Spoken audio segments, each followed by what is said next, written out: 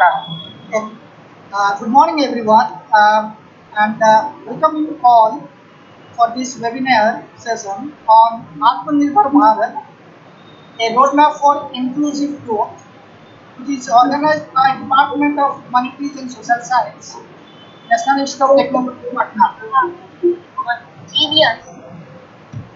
It is my pleasure to extend my warm welcome to our Honorable Director, Sir, Professor Pradeep Kumar Jain, Deputy Director Sir, Professor Suresh Verma, and our distinguished speaker, Professor N.R. Bhanumurthy, the Vice Chancellor, University of Baba Saheb Ambedkar School of Economics, Bangalore, Professor Badrinaran Gopalakrishnan, University of Washington, Seattle, USA, Professor Somesh K. Mathur, Department of Economic Science, Indian Institute of Technology, Kanpur, Professor S. K. Sasikumar, V.V. Giri National Labour Institute, Noida, Dr. Amit Kumar Dwivedi, Entrepreneurship Development Institute of India, Gujarat, and all deans of NIT Patna, head of the department, faculty members, officers, staffs, research scholars, students of NIT Patna, and the participants from outside NIT Patna. On the occasion of 151 anniversary of our father of nation, Mahatma Gandhi, I pay homage to him, and he is always remembered as a source of inspiration for all the humanity. Inspired by his belief on Swadeshi movement and self-reliance, Aatmanirbhar Bharat Abhiyan has taken center stage when our Honorable Prime Minister Sri Narendra Modi has announced a 20 lakh crore economic package on May 12, 2020 under the Aatmanirbhar Bharat Abhiyan to aid our country out of the coronavirus crisis. The aim is to make the nation self-reliant with more focus on local manufacture and service provider. This will strengthen the economy, improve the standard of living, and most importantly, improve the trade deficit. Making the country self-reliant in an all from manufacturing to supply. Self-reliance should not mean diversion to international trade. So India will have to engage with the region and the world, but at the same time, strengthen its own domestic industry. Hence, a target is decided to focus on the 5 pillars to build Aatmanirbhar Bharat with a slogan on vocal for local through economy, infrastructure, system, that means technology depend, vibrant demography and demand. To discuss in details about the significance of Aatmanirbhar Bharat in different perspectives, which will create an equitable for economic participants during economic growth. We have eminent speakers with us to share their views on the relevance of self-reliance for the economy and how it will show a path towards inclusive growth. So without wasting more time, I request our head of the department, Dr. Ashish Ranjan Sinha, Department of Humanities and Social Science, National Institute of Technology, Patna, to formally invite our eminent speakers of this program with his welcome address. Thank you. Good morning, and wish you all at Gandhi Jayanti and Lal Bahadur Shastri Jayanti. Thank you, Dr. Deepthi, for giving me this opportunity to introduce these eminent speakers of this webinar. First of all, on behalf of Humanities and Sciences Department, I, Dr. Ashish Ranjan Sinha, SUD, Humanities and Social Sciences, all sectors and extend my gratitude for trying to help Aatmanirbhar Bharat, a roadmap of inclusive growth. Aatmanirbhar Bharat, or self-reliant, is the vision of climate using pipeline research and solutions for development. Not only contribute as even its first 30 years to the interdicted and its now I will try to introduce this. Although it is difficult task as we are talking about the future of economics and social sciences. First of all, I extend my gratitude to Professor N.R. Bhanumurthy for joining this webinar. Professor Bhanumurthy is currently serving as Vice Chancellor of Dr. B.R. Ambedkar School of Economics, Bangalore, University and from NIT where he has studied 2009. Prior to this, worked as assistant professor and associate professor at the Institute of Economic Growth, Delhi.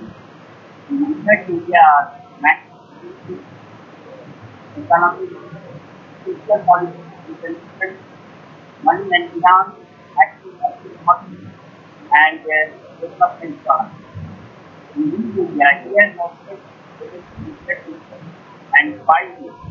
He has served on the location jobs like Ministry of Finance, Ministry of Statistics, Ministry of Rural Development, DCI, RTI, Government of Karnataka, ITI, was knowledge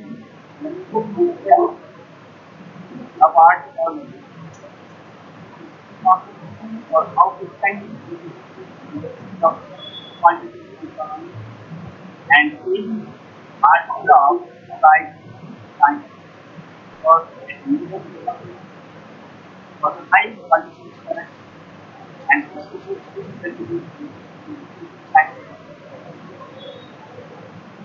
I thank Professor Patna by webinar research action for global peace, London, University that values the function of equal economy and was used by some researchers analysis of the world. Prior to that, he also used science for the Institute of Art and Solid Science University of and this is global for having science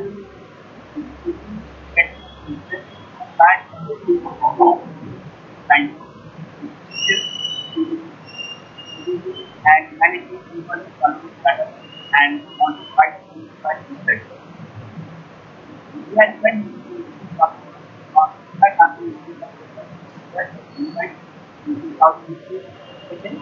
we are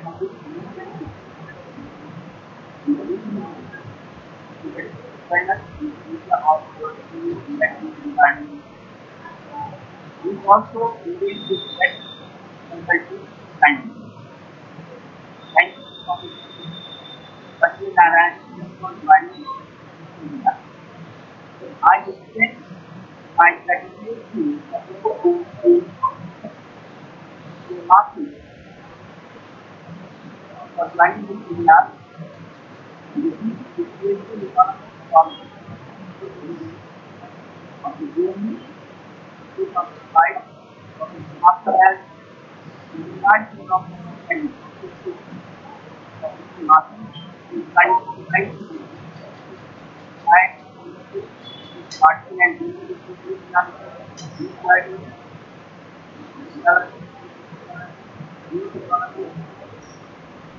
after that, outside, the mechanism of this factory, bundle of quantity, economy, bundle of economy, system,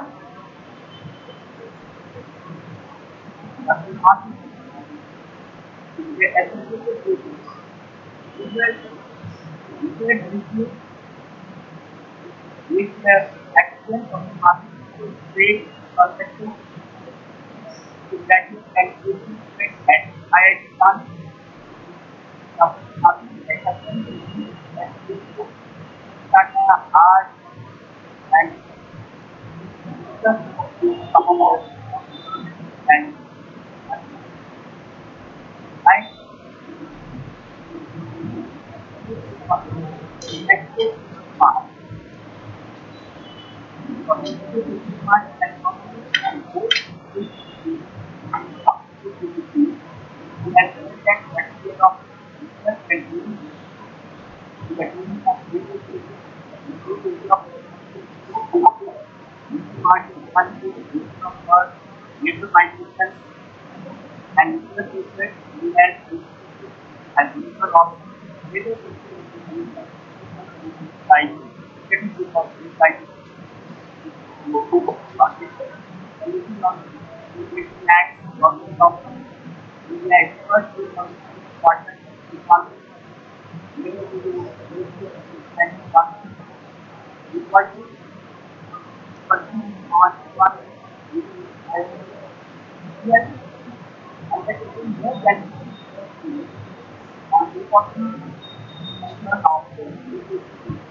Yes, two kinds of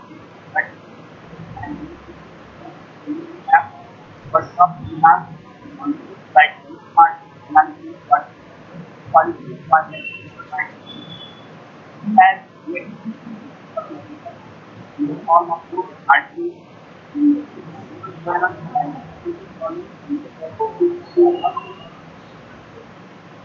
thank you. I think that actually are really very contributing what has India and the past aspected are using as we have learned just and of that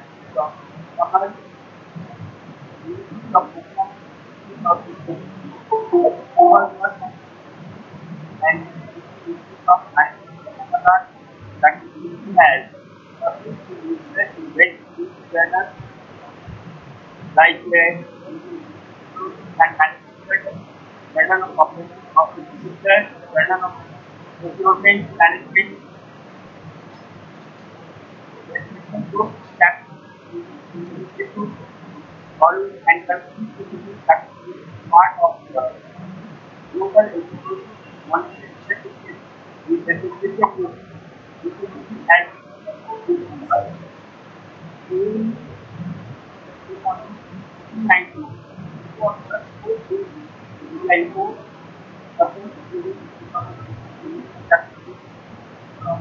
whether or not that is part of all government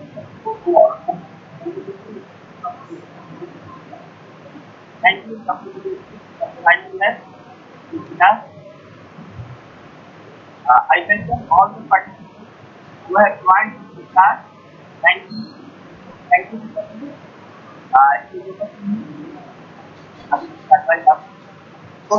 Thank you so much, sir, for your welcome address. So, without wasting more time, I request, before proceeding session, I request all the participants kindly mute the audios so that it will avoid any kind of disturbance during the session.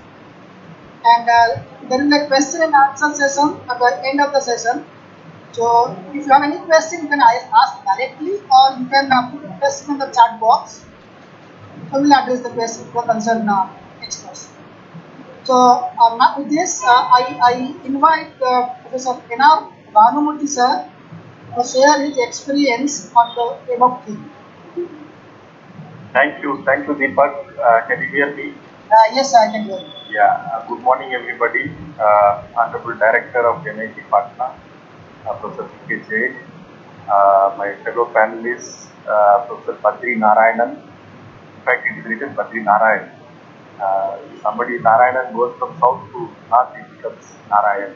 So there is a little bit of correction. It's Padri Narayanan.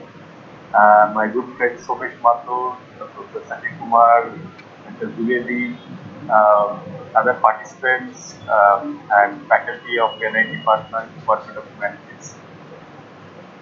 First of all, let me thank NIT Patna for inviting me to this a very interesting and a very contextual issue of Aatmanirbhar Bharat.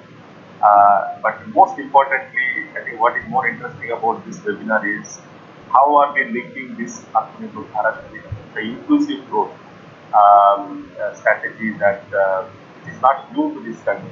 We have been having it for the past decade. So how we are going to integrate this current strategy with the strategy that we have been having for some time. As Deepak pointed out in his initial remarks, I think even today, when the Prime Minister paid tribute to Mahatma Gandhi, he said that I think Gandhi's philosophy itself is like Atmanirbhar Bharat, the self-reliant India. I think that's where we have actually come from.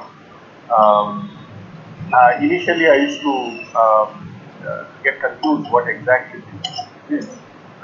When the Prime Minister spoke to the nation in terms of giving a package, economic package to the country in terms of overcoming the COVID-19 situation, I used to get amused. A lot of ministers could not pronounce this word properly after Bharat. So they get confused about in terms of how to pronounce. In fact, we have started from there, and I think 2 or 3 months down the line, we do have a little bit of clarity. Um, in terms of what exactly it is. Unfortunately, it has been linked to this 20 lakh crore package.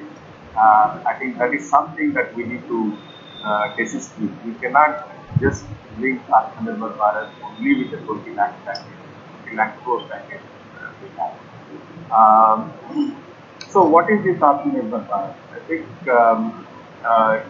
if somebody heard Prime Minister speaking to the United Nations last week, he has clearly mentioned what exactly it is. Basically, he wanted to see India as a global manufacturing hub. Um, and let me take a step backward. In fact, as I said, in the first plan, we had something called inclusive growth. You remember, the first plan document itself is called inclusive growth. You see that word on the title itself. Now, in the absence of the planning commission, most of us were wondering what exactly the economic philosophy of this nation, which was aiming to become, fastest growing economy in the world for a long time. And so there was no, we never had any philosophy, especially after the planning commission was voted on. So we had ups and downs since the planning commission went down, and there was certainly not a clear economic goal for long term. And I think that gap, in my view, has been, partially at least covered by this Aatmanirbhar Bharat. And Under the Aatmanirbhar Bharat, as I said, we need to delink this whole philosophy from what the Prime Minister's 20 lakh crore package. But I think there is a little bit of link to that announcement. Many of fiscal economists, I'm sure some of you have read also, under the Aatmanirbhar Bharat, although the government of India said it's going to be 20 lakh crore, now the fiscal cost of that the package was to just less than 2% of GDP. Again, is the claim of 10% of the GDP when the Prime Minister spoke to the nation.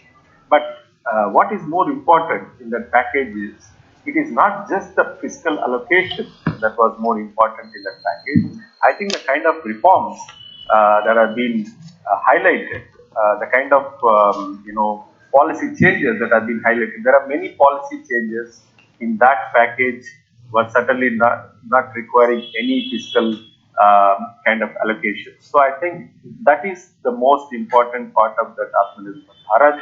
And I'm sure, again, most of you know, the government has actually went very, very quickly in terms of addressing some of the structural issues that the Indian economy has been facing for a long, long time. If you ask any economist in this country, what is the reform that you wanted for the long-term growth, I'm sure everybody would have said that land reforms, labor market reforms, factor market reforms, such kind of, I mean, it's like a, you can, anybody will just say that this is what we needed. Now, I think the government has gone towards that kind of a policy, although very quickly, where they brought in the labor laws, labor codes have been passed in the last parliament session, and they also cleared some of the agriculture farm bills. Now, whether it is good or bad, I think that is something that we need to discuss. But I think we are certainly sure about the existing policies, even before this last came up, that existing policies were not really helping us. I think that much we are all, I hope all of us are very sure about it. The kind of policies that we had for 70 years on the agriculture sector or on the labor market has not really helped much. I think to that extent, I'm sure most of us agree, but the kind of changes that has been brought in as part of the legislation that has been passed last week, I think there we may need some more discussion. I think especially on the labor market side, I'm sure Professor Sashi Kumar is going to speak on that part. But certainly I'm sure you will also agree that the labor market rigidities that existed before has not really helped the labor conditions of the employment or the conditions of the growth process. And that's one of the reasons we keep talking about. Even today, the Indian economy textbooks are full of saying that, okay, more than half of the people depend on agriculture, but we get less than 15% or 20% of share of GDP from the agriculture sector. I think that kind of a dichotomy still exists. And I think it's also because the kind of constraints that the agriculture sector was facing, and also the kind of rigidities that we had in the labor market. I think that's something that we need to keep in mind. So the discussion should continue on that, the reforms in the agriculture and the labor market. But I think we need to move. Certainly, we need to move from what we had in the past. I think that to that extent we should be very clear about it. Now, in terms of making India as a manufacturing hub, in fact these things will also help. I think the labor market rigidities, and of course then the land is one thing that we may need to really look at. My feeling is that that may be a little more contentious, but I think both states as well as center may come together and we'll see some kind of reforms in the land market as well. I think, mind you, any state that has actually addressed the land issue has actually grown much faster than the states that have not addressed. I think that again one needs to keep in mind. Of course, there are some excesses. I'm not saying that there are no excesses, but I think if you're really talking about balanced growth, I think the land and labor market conditions need to be addressed. Whether that will help improve the competitiveness, I do believe that removing rigidities in the factor markets can certainly improve competitiveness, and that's one of the reasons why a country like China has been growing faster, much faster than any country in the world, for not just for 5-10 years, for 30 years, especially because of the kind of flexibility that they had. Now, the mood of the nation is to attract companies that is moving out of China, and I think, in fact, even a state like Uttar Pradesh has gone ahead in terms of removing those kind of rigidities in the factor market. We do see that there are many companies started showing some interest on the state of UP. Um, so in a sense, my point is, yes, the competitiveness is certainly very important, but I think that needs to come from the states. One of the things that has been missed in the whole Aatmanirbhar Bharat, somehow it shows that the narrative is that Aatmanirbhar Bharat is a slogan from the central government. I think that mistake we should not be doing again and again. In fact, when this inclusive growth strategy came up in the 12th plan, again, that is the same kind of a assumption that we had. It is the center's objective, it is not the state's objective. I think almost 10 years after the 12th plan, now this Atmanirbhar Bharat slogan or the philosophy is not limited to center alone. I think the states needs to take up in a big way, and we have already seen how the Uttar Pradesh, state of Uttar Pradesh, I mean, for many reasons, you can see the headlines today and been happening for quite some time. But I think in terms of the public policy, in terms of economic policy, we have been seeing a huge change in the way the UP economy is behaving for the past 1 year or so. So, and now there are many other states have already started. In fact, most of the southern states have actually gone ahead in uh, adopting this philosophy, and I think even the western states also done in a big way. The Atmanirbhar Bharat, if it is to improve the competitiveness, I think we need to improve the competitiveness at the state level, and I think that is the one way one can go. But there is little bit of contradiction also here.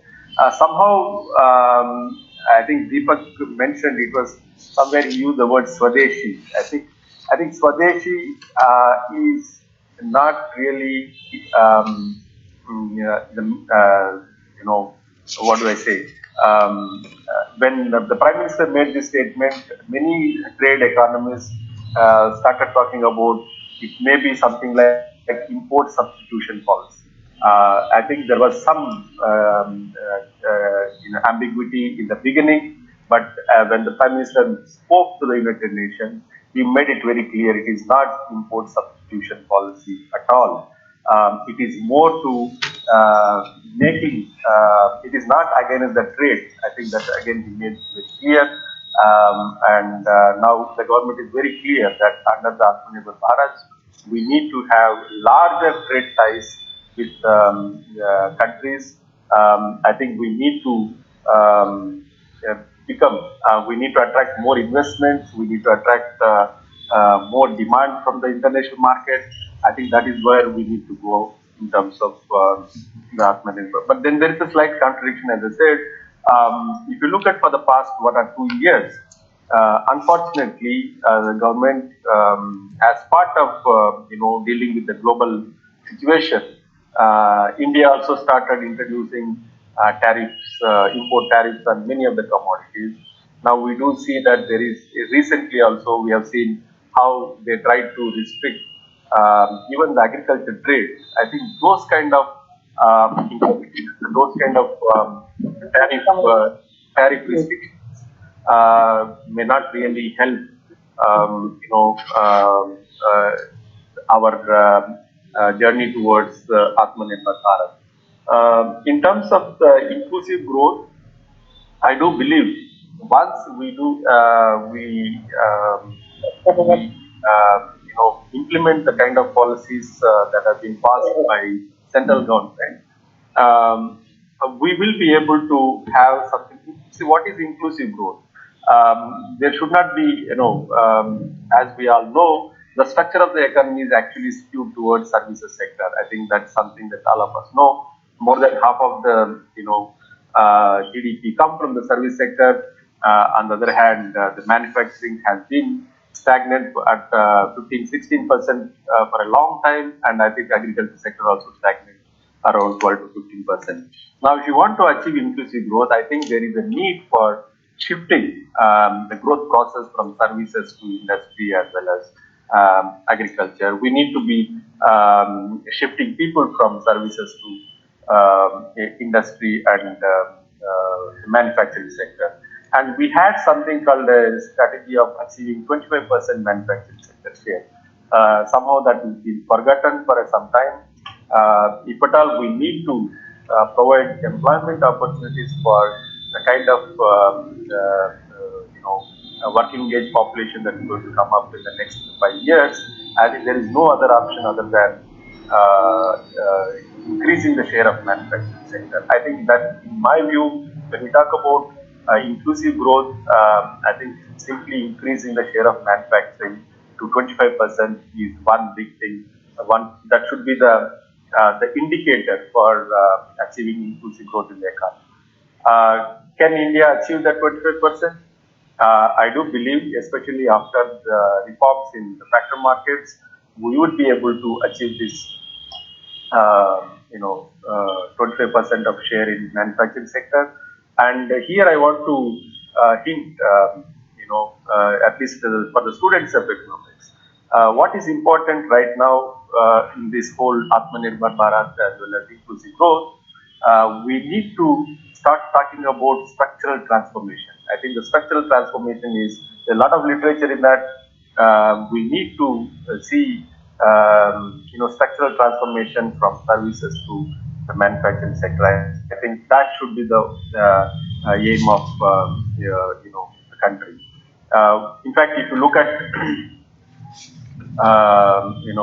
the whole production process right now, if you compare with the 10 years back and now, we are in a much better position in terms of energy. We are much better in terms of natural resources. And what is important right now is land, labor, and capital. I think again on the capital side, you have seen for the past 1 year, despite the COVID situation, I think India has been attracting more foreign investments. There are a lot of proposals have been cleared, and there are a lot of sectors have been opened up. Even the strategic sector like defense has been opened up in the recent period. So, given all these things, I am a little more optimistic right now compared to a couple of years back that India would be in a better position to achieve this structural transformation, inclusive growth, and all those things. Maybe 5 to 10 years down the line. So here there is one more point I will just highlight and then stop.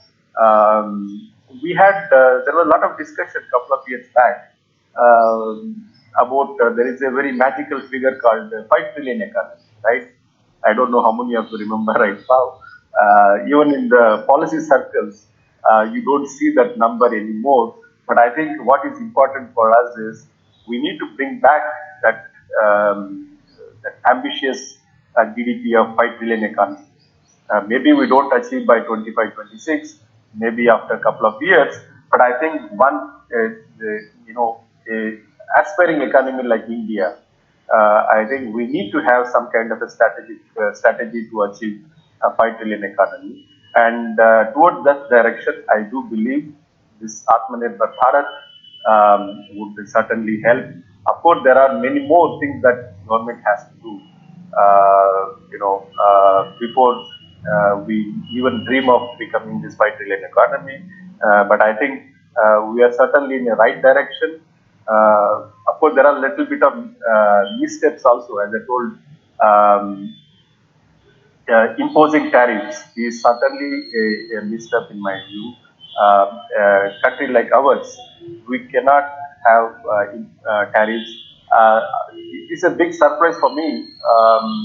A lot of media and even some of the respectable economies, they keep celebrating current account surplus. We have seen India running a current account surplus between April and June. I don't think that's a great news for us. In fact, it is a negative news for me, especially for a country like us. If you are running a current account surplus, especially when your GDP crashed by 24% in that particular quarter, now celebrating current account surplus, I think that is not economics in my view. My economics, at least whatever I learned economics, it doesn't call for any celebration, especially when GDP crashed by 24%. In a sense, if you look at in the short term, despite many hiccups, I think the Aatmanirbhar Bharat package, now I'm talking about this 20 lakh crore that has been declared. It was actually 21 lakh crore. So it was 20.97 lakh crore, something like that. When the finance minister came out with her own Excel sheet, it actually comes down to 21 lakh crore. But I think it is much more than that in my view. Especially when we were expecting a recession in the economy, the kind of fiscal support, the kind of monetary support that is being provided since this the package, I think if somebody can calculate correctly, accurately, I think the support, the policy support is much more than 21 lakh crore. If you add state governments, if you add central bank support, not see, support need not be all the time fiscal, right? Even the guarantees that is being given by the central government, even that itself is a policy support. Or the moratorium that is being provided by the RBA. Again, that's a support. You don't really estimate what is actually the net policy intervention due to this moratorium or the loan restructuring that the central bank is talking about. So all these things, if you add, I personally feel that it's not just 10% of GDP, it's much more than 10% of GDP, maybe close to 12% of the GDP. So in the short term, somehow, when I started saying that Aatmanirbhar Bharat is not a short-term strategy, it is a long-term strategy of this nation. Somehow, I think the policy discussion and the discussion in the country got intertwined with the short-term, the post-COVID recovery kind of a policy. But I think this is much, much broader than that. But one little small disappointment in this whole discussion um, is somewhere we forgot there was some other long-term objective called sustainable development goals. I think in this whole discussion, I think somewhere we lost these two things. That is 5 trillion economy we lost out of the discussion, and the second one was the sustainable development goals. Now, can we integrate this Aatmanirbhar Bharat with this 5 trillion economy at the same time the sustainable development goals? So I might extend the title of this webinar, Aatmanirbhar Bharat, a roadmap for inclusive growth and development, so that you will have growth of 5 trillion economy, and also there is something called sustainable development goals. We cannot separate the sustainable development goals in this whole the long-term philosophy. So, of course, there are some people who argue that inclusive growth will lead to inclusive development, but I think the empirics, I don't think that it really suggests that that can happen automatically. We need to have the policies not only for inclusive growth, but also for inclusive development under the Aatmanirbhar Bharat package. So let me stop here. I would certainly look forward to listening to our distinguished panelists. Thank you.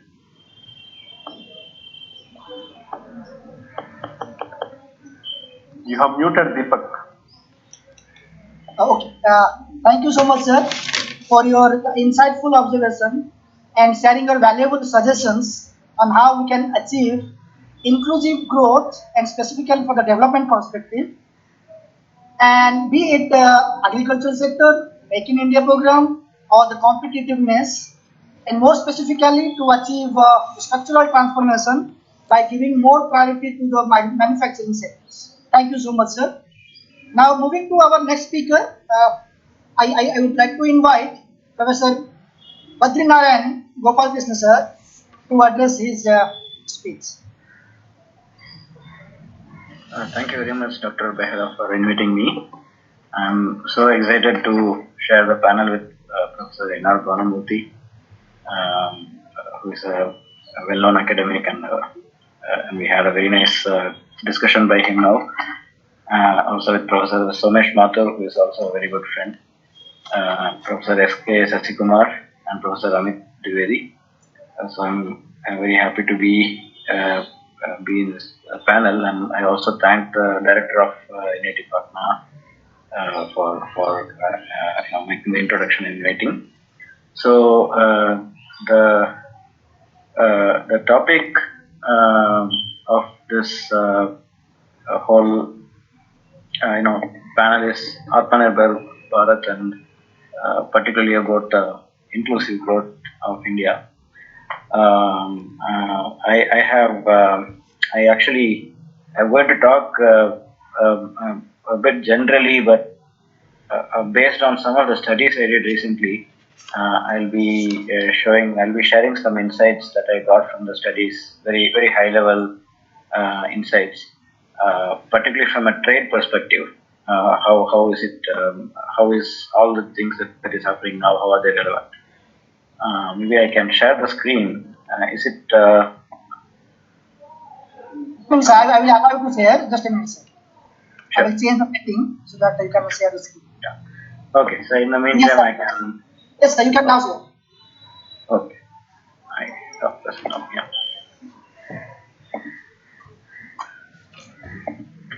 So the so when I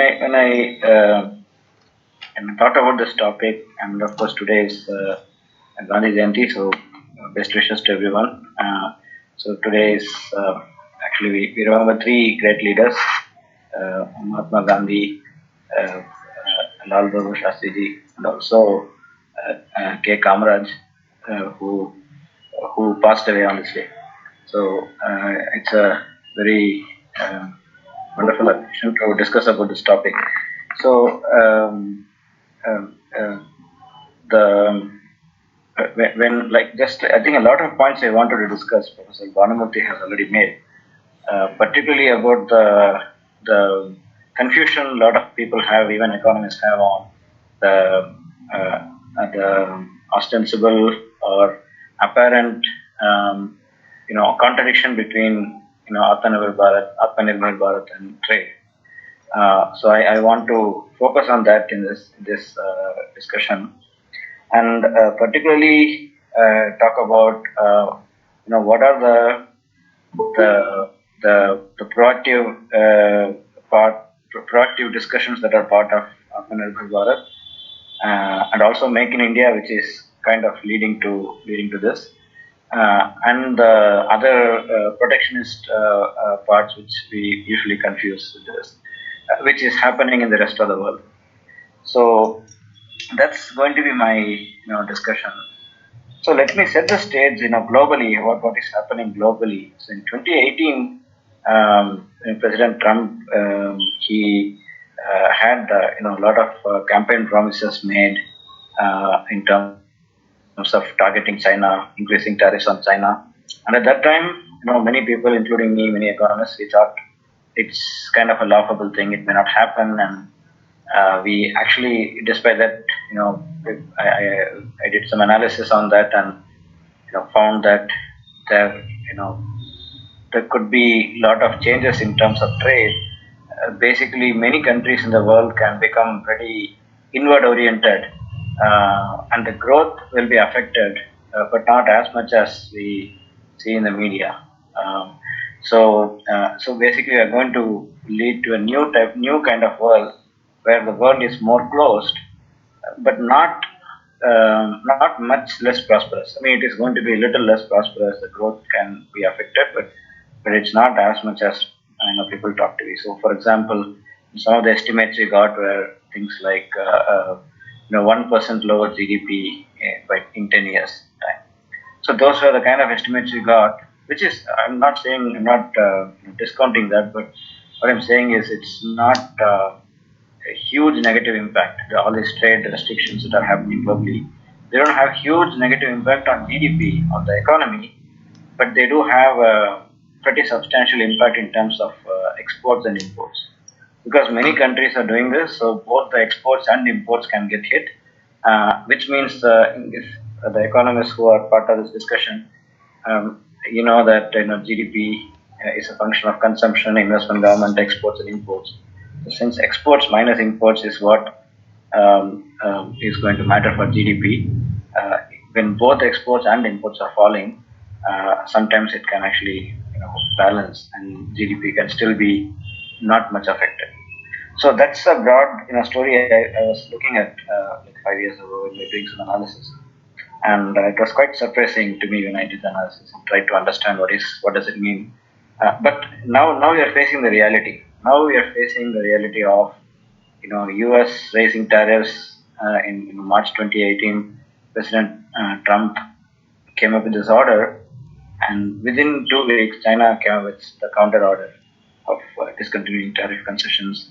And it has happened since then. Many escalations had come up. So almost a large amount of trade between U.S. and China have faced the tariff increases. And of course, Brexit happened even before, when UK came out of EU. I mean, the discussion started long before, and it's kind of solidifying now with the UK coming out of EU, and thereby causing changes in both directions. Even if you take the US trade policy, there have been changes in both directions. With respect to China, tariffs have increased. With respect to few other countries, tariffs have increased. With respect to some other countries, tariffs have been renegotiated.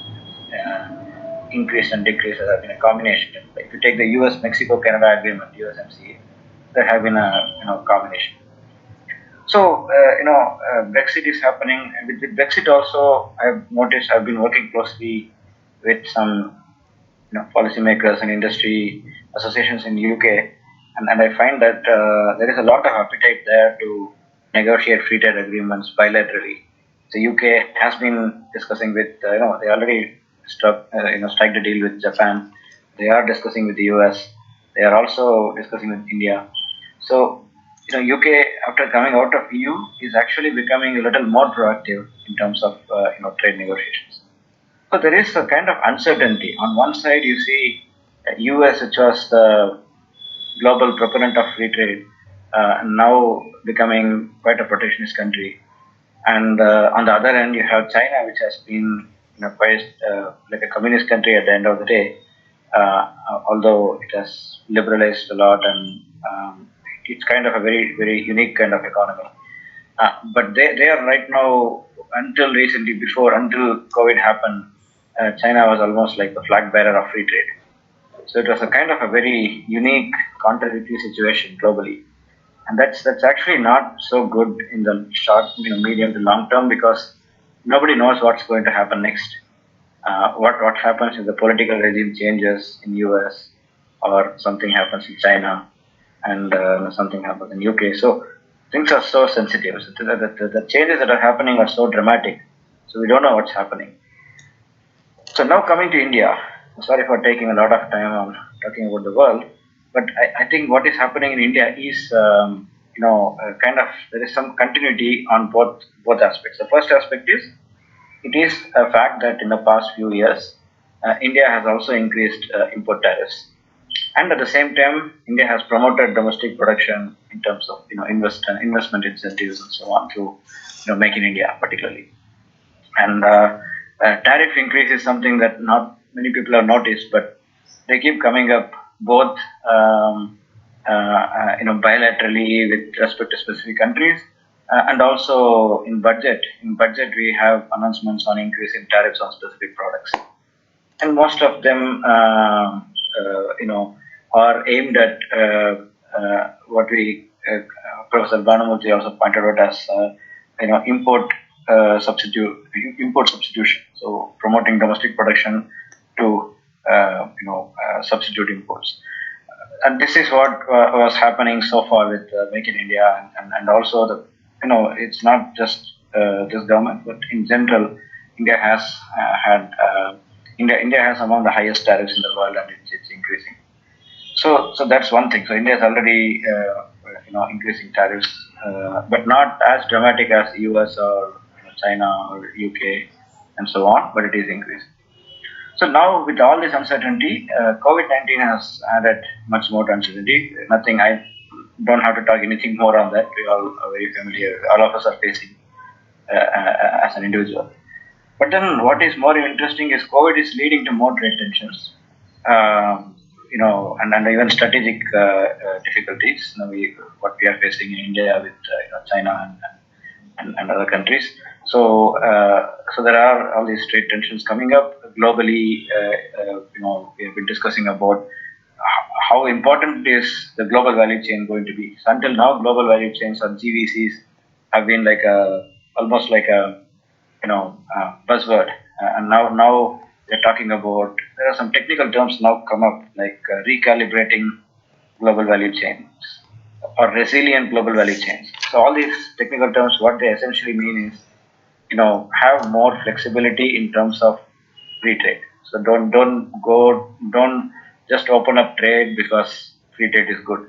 But feel free to increase tariffs wherever needed.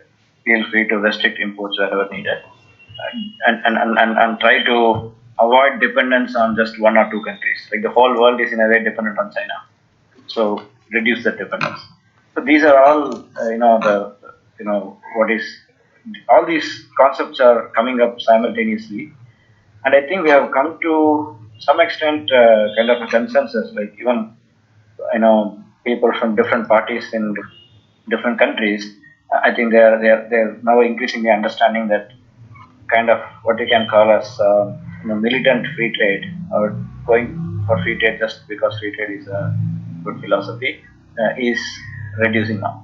People are getting more and more into alternatives to free trade. So now in this very context, Make in India, which was the previous thing, which is even now it's happening, and Aatmanirbhar Bharat, which is a little more specific and more intensified version of that. These are very important in two ways. One way is what I just talked earlier. Some people can interpret this as the continuity in terms of increasing protectionism globally. Another way to interpret is maybe this is India's answer to China diminishing. So many countries are decoupling from China. US is decoupling. We have been talking about this Quad, of which India is also a member. Quad countries, which are strategically distancing from China, and also economically. We saw the restrictions on FDI from China indirectly, and ban of apps, and so all these things are happening. But apart from that, many countries are relocating industries away from China to other countries. In fact, this already happened during the trade wars, the 2018 tariffs that I mentioned. Since then, companies have been moving out of China, but they have not come so much to India. They have been coming to India to some extent. If you take, for example, some of the iPhone manufacturers, iPhone components, and so on, they have moved to India a little bit. But right now, they are moving much more because now China is becoming less and less preferred by many countries. Earlier, it was only US China. Now it is pretty much West versus China, and to some extent some of the Asian countries versus China. So in this context, can India fill this vacuum? Fill in this vacuum. So and that is, I think, the motivation of this government to think about Aatmanirbhar. So we have all this uncertainty, all these trade tensions. COVID has intensified everything more. Can we make use of the situation to push reforms, like Professor Bhanumurthy rightly articulated, and position India as a global hub and competitor for many other countries. So this is the context that I can think of how Aatmanirbhar fits in the overall trade situation. The last point here is the role of technologies, robotics, artificial intelligence, blockchain, Internet of Things, you name it, any of the new technologies that they're talking about. They have two major things that I can think of based on some of my studies. One is efficiency, that anyone can say if you have all these new technologies, your efficiency is going to increase. Second thing is what I call as scale neutrality. So currently, if you talk to any manufacturer in India and ask them why is China such a big competitor for you, they would say that an average firm in China is maybe 10, 20, 30 times bigger than an average firm in India. So they have such a huge economies of scale. We don't have that. We don't have anything near that. So in this context, the disruptive technologies are important in two aspects. One is they can actually help address the scale issue. So you can probably invest, um, if you invest a lot in disruptive technologies, probably you can increase efficiency, and in that sense, some of the economies of scale can be captured, even with a lower level of scale. Even if you have a small scale plant, you can have more automation, and that way you can increase. You can achieve some of the economies of scale without scaling up too much. Secondly, there are technologies like 3D printing, which actually almost makes you um, produce more. So basically there is no concept of scale here, because if you have a 3D printing machine, you are producing X number of products from it. If you have 10 3D printing machines, you are going to produce 10x. So in a sense, it is basically what we call as constant returns to scale. So there is no increasing returns to scale here. So this can be a game changer. So if there are more and more technologies like 3D printing, which can be scale neutral, that again can help India, because it's literally impossible to suddenly scale up our production to the levels of China, but we can change the technologies. We can move to different. We can do what is called as leapfrogging. So we don't have to go through all the stages that China went through. We can directly jump to the latest technology. So industry 4.0 and so on. So that is the other thing. So I wanted to talk about COVID, but it's quite all the discussions on COVID are pretty well known for all of us. There have been a positive impact of COVID. Just to be an optimist, I'm talking about that first. There are, India has become a major producer of masks, PPEs and so on. And of course, health and medical care has increased, and the pharmaceutical sector has got a kind of a boost.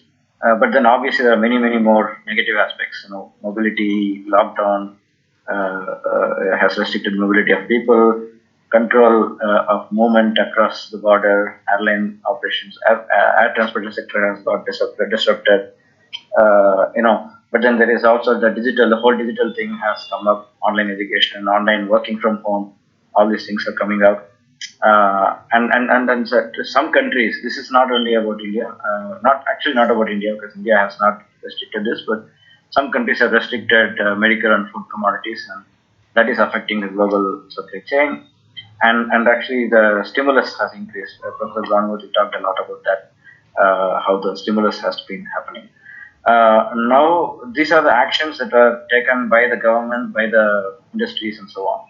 The impact on economic behavior of this is, first was the consumption demand was cut recently in the last quarter. This quarter, we are waiting for results.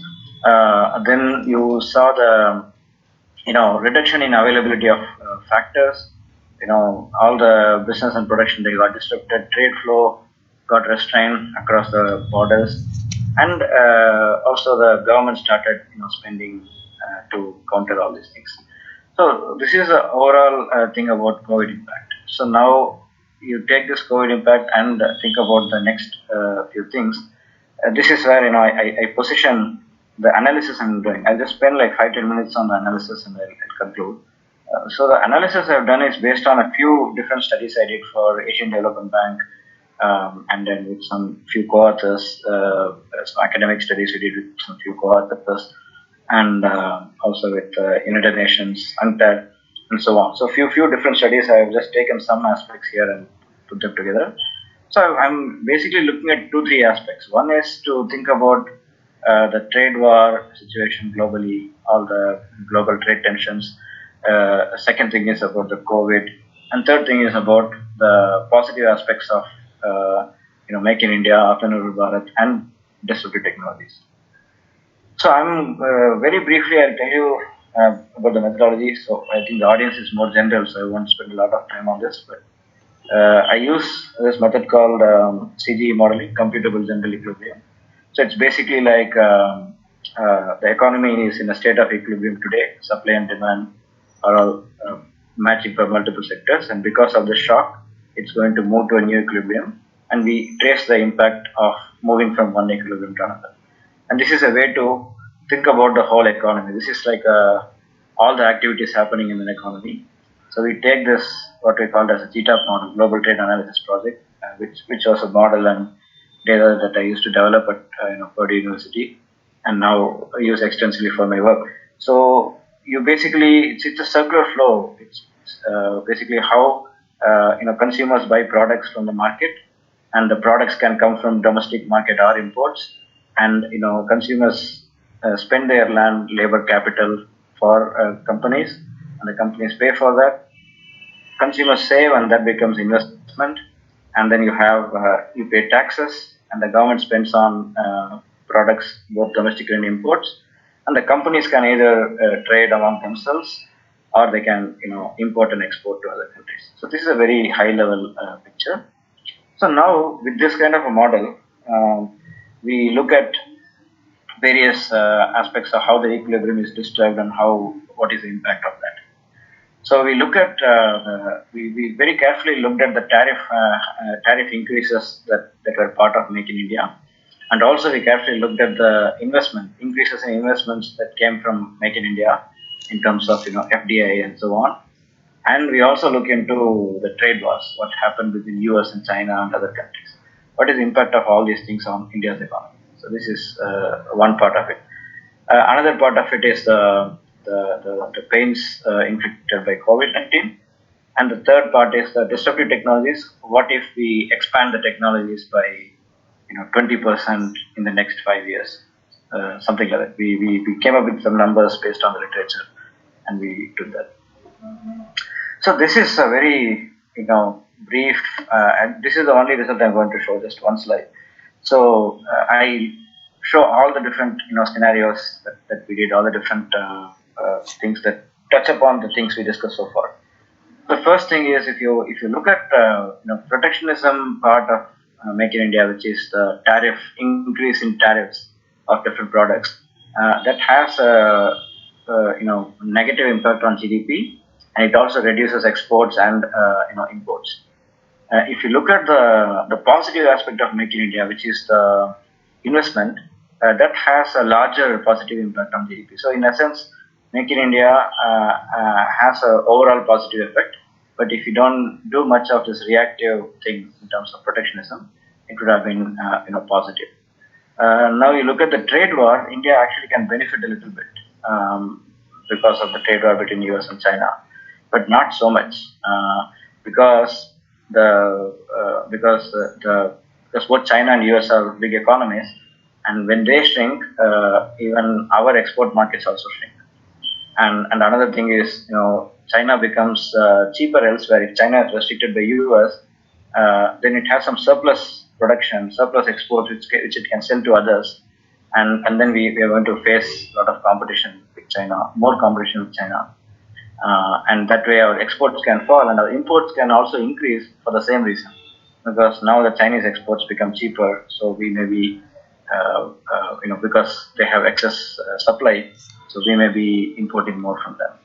So now when you combine the impact of both Make in India and trade war, we see a small positive impact on India, whereas the trade actually falls, both exports and imports. And this is exactly what I was talking about earlier, of how protectionism and this combination, the positive investments and protectionism, can lead to probably a little more prosperous economy, but more inward-looking kind of economy. So the GDP increases, but exports and imports fall.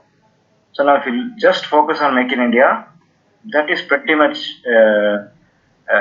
leading to higher GDP, but with lower reduction in exports and greater reduction in imports. So basically, it is literally in a sense Make in India, because we're importing less and we are producing more, but we are also exporting a little less than that. So that's what is happening with what could happen with Make in India. So now if you just take the proactive part of Make in India, which is the investments, if you make all the right investments, and we were talking about reforms, those are one of the reforms, and if all these things happen, then everything can be positive, can grow positively, and exports can increase to some extent, but we will still, import, increase of imports will happen because we are not restricting imports.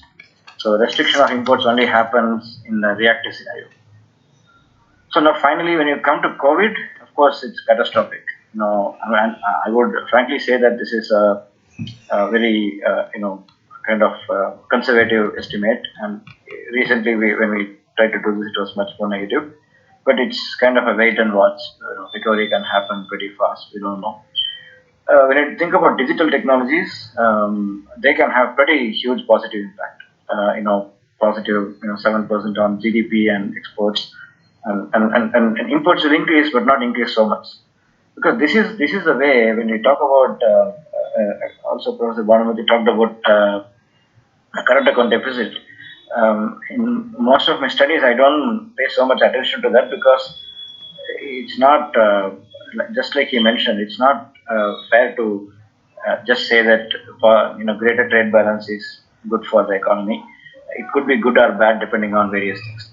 In this case, it's probably good because you're positively you're expanding your economic activity, and because of that you're probably improving the trade balance because you're exporting more than you're importing. uh, and even though you may still not have a positive current account surplus, it may still be a good direction because it's pretty healthy because you're growing, you're exporting more, and then you're still importing more. You're not reducing your imports.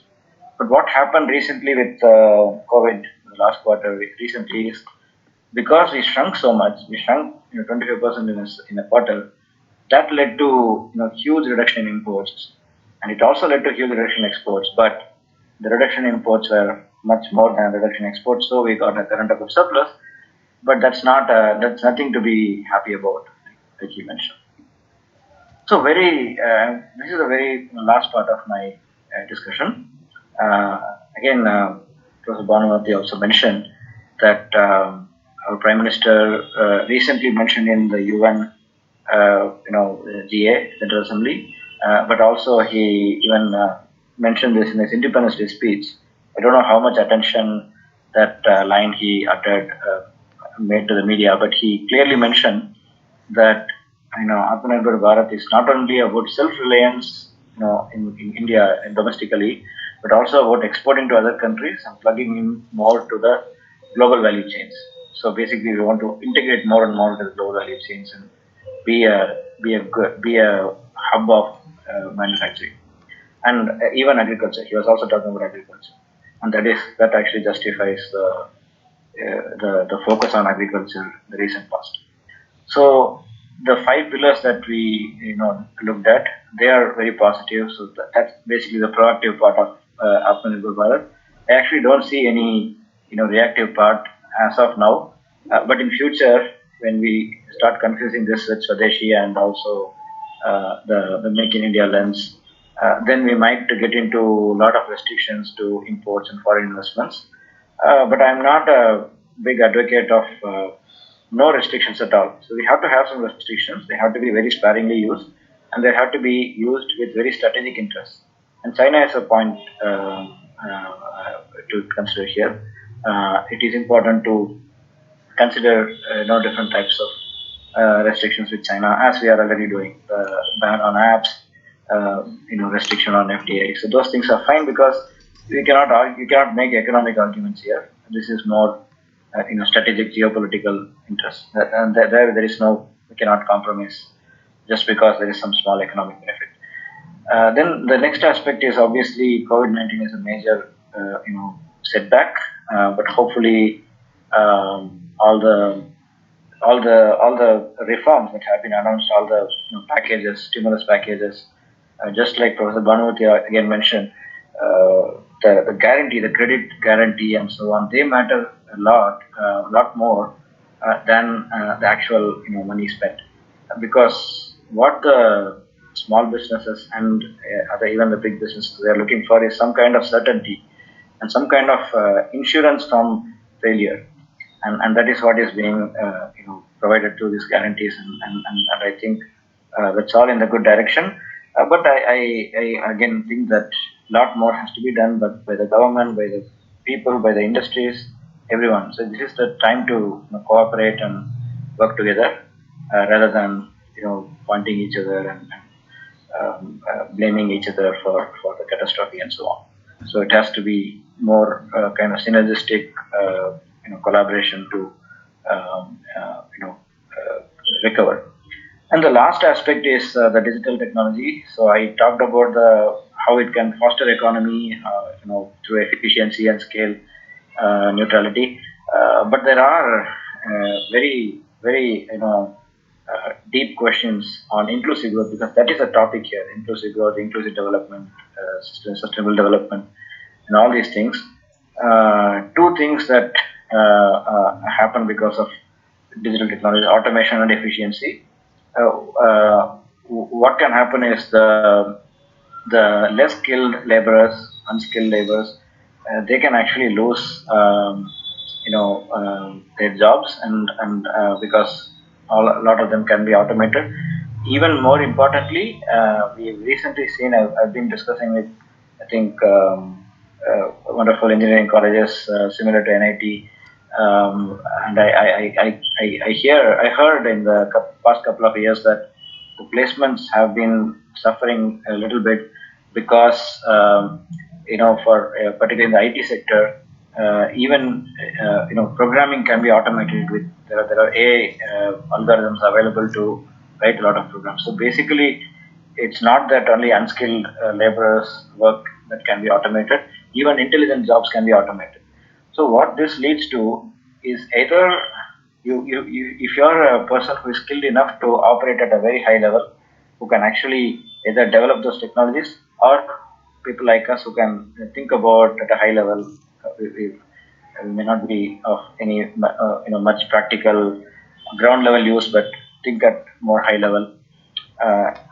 Those are the people who can survive. But people who are working on the ground, people who are doing actual manufacturing and so on, they may lose jobs. And it's actually unavoidable. There is no point in refuting that, because with all these technologies, it's going to happen.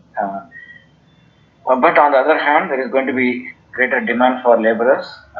People are going to have evolved taste, so they're going to go for a lot of entertainment, recreation, and that can lead to a whole lot of new jobs. And I keep telling this example: if you go to any small town in India, 20, 30 years ago, there wouldn't be many restaurants, but now you see so many restaurants. That's all creating jobs. How did all these restaurants came? They came because there was prosperity due to the IT sector to a large extent. That has been creating a lot of high level jobs, and people have more time, more money to spend on, and all these entertainment sectors increase. But what I'm saying is that these things will happen. Like there will be some new job creation, there will be a lot of job losses. How do we? And the net effect, in my opinion, based on some analysis I did, I can say that the net impact can be negative. There will be net job losses because the economy is just going to become much more efficient. So you are going to face some job losses. So you have to definitely think of these two things: how to bring the people who are not skilled enough to a high level of skill. So skill development programs are going to matter a lot. And second thing is universal basic income. So if you're unemployable, if it's just not possible for you to make a living in the circumstances, you have to have something to survive for the basics, and that is UBI, universal basic income. So I think these are some thoughts, and I conclude my discussion here. Sorry if I took longer than expected. Thank you. Thank you so much, sir, for sharing your experience and discuss on various issues like how to promote domestic production, be it Make in India, which can fill the vacuum that is created from the China, and how the technology will also play a vital role through the efficiency and the scale neutrality, and most importantly, the right investment and the reform that will also help the economy towards safer land. Thank you so much, sir. Now, with this, we are moving to our next speaker, Professor Somesh Kumar Mathur from Indian Institute of Technology, Kanpur. So, please share your experience on the topic to our the participants. Thank you so much, Deepak. Greetings to all the attendees and the fellow panelists. We are in the midst of this unprecedented crisis, be it the economic or the health, and now, of course, what's happening in the north, the security crisis. So we need to mitigate all this, and therefore my talk will take into account what's happening in these times, keeping Aatmanirbhar program in mind. I'm thankful to my earlier speakers because they have made my job easier. They have raised certain critical issues regarding the Aatmanirbhar program. Uh, Let me start that we need to interpret this Aatmanirbhar program in a different way. I know what Aatmanirbhar would mean. The characteristics as of now is that it talks about self-reliance, it talks about vocal for local, it talks about made in India, for the world. But what we need to guard is against what we did from 1950 to 1990, where we had raised our tariffs and we didn't allow foreign competition. What it did was that, apart from the fact that it didn't bring efficiency in the economy, we also did something more. We did not generate enough of competition within the economy. So as a result, over time, we became a high cost economy. So Japan also did this. They also imposed very high tariffs, but they could generate enough of competition within their economy.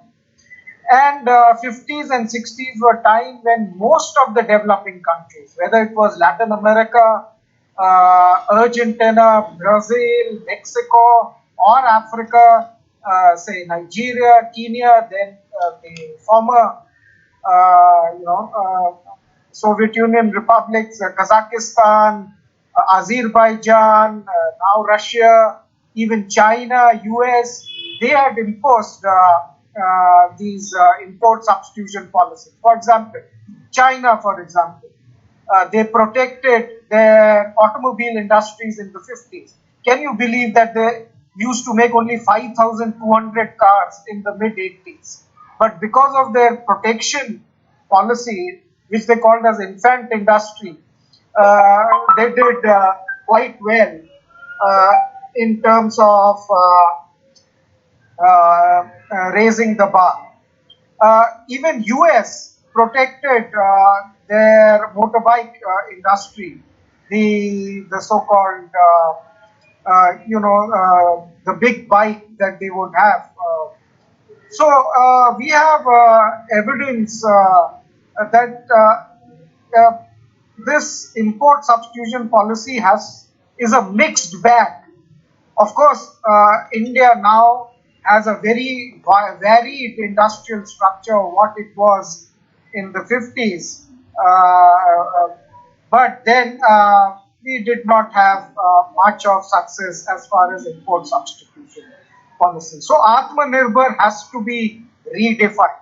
So according to me, Atmanirbhar means that you have to have a comparative advantage.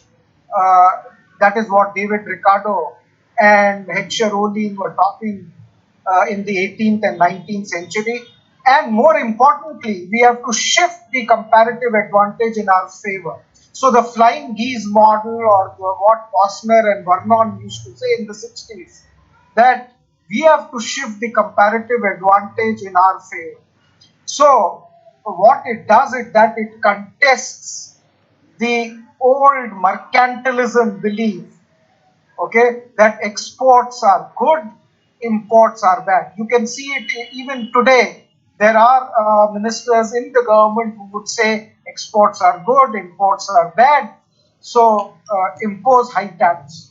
Now that needs to change And to bring dynamism to the concept of comparative advantage, I would suggest that we propose a flying geese model where you shift the comparative advantage in our favor. So my second point is that how do we shift the comparative advantage in our favor?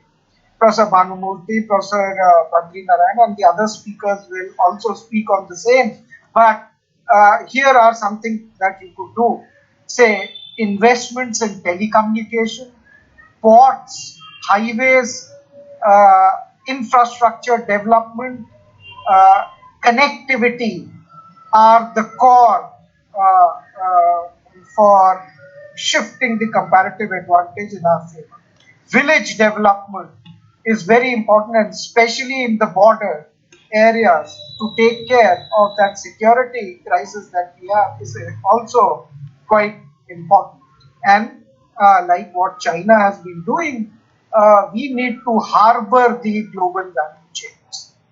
So these are, say for example, on connectivity. Waterways is one way that we could connect. Say there, a government of India is they have a very excellent program of connecting Delhi with Haldia, and then further, if you join the Brahmaputra circuit, then you join to Bangladesh, and from Bangladesh to East Asia. So, and then road and rail connectivity, and building ports outside is also strategically quite important, and so is telecommunication networks outside. So, foreign direct investments outside are the key. Trade is the key for shifting the comparative advantage in our favor. That brings me to my third point, which is the work that we have been doing. We are trying to understand what explains, what causes the spread of COVID-19 across all countries of the world, that is 215 countries of the world, and what explains COVID spread across Indian states and Indian districts and cities. The reason that we wanted to do is that we want to address this issue of economic health and the security crisis. So I have a presentation tomorrow at CNM. I have a few slides, but I can speak on the main factors which explain the COVID spread across the 215 countries. One thing we should realize, I also had a discussion with the AIMS director because we have been looking at each data for the past 7 days, past 7 months. It's for sure that this COVID affects the entire body. So it's not only pulmonary, it's not only lungs, but it affects the entire body. So that means that the capital health expenditure comes out to be a significant factor which decreases the COVID infections and COVID fatalities and active cases. So it means that tomorrow the governments, if they have to raise the expenditure, they have to see that the hospital infrastructure is raised, and in that context, something like direct benefit transfers can be done to the hospitals to take care of this capital health expenditure, which includes big machines like the X-rays, the ventilators, the ECG machines, and so on and so forth. The second factor, which is coming out to be significant across the 215 countries, is that corona, at least a month back, is an urban phenomenon. Of course, in India, because of the reverse migration, you've seen that it has reached the rural areas, but it is still an urban phenomenon. So what we are suggesting is that to sustain lives and livelihood, we have to shift our supply capacities to the rural areas and use fiscal and monetary policies to increase demand all around. And when we talk about the supply side measures, I think wage subsidy is quite important. The reason that we had reverse migration was that we had contractualization of labor. So the employers felt that we can shelve off the labor very easily. We can pass it on the burden to the third party. The third party played truant uh, in those difficult times. Of course, in India, you say that the death rate is low, but even one death is painful. The recovery rate is higher. But what I'm trying to say is that this is an urban phenomena. So we need to ensure that the urban employment schemes are there, but to sustain lives and livelihood, we also want the rural employment schemes to be re-energized. That means Manrega should increase employment days from 100 to 100 days, and by law they should bring agriculture in there. And agriculture, in this context, what government of India is doing, especially Nitin Gadkari, the minister, has a real good vision regarding agriculture, and it wants agriculture to play a transformational role.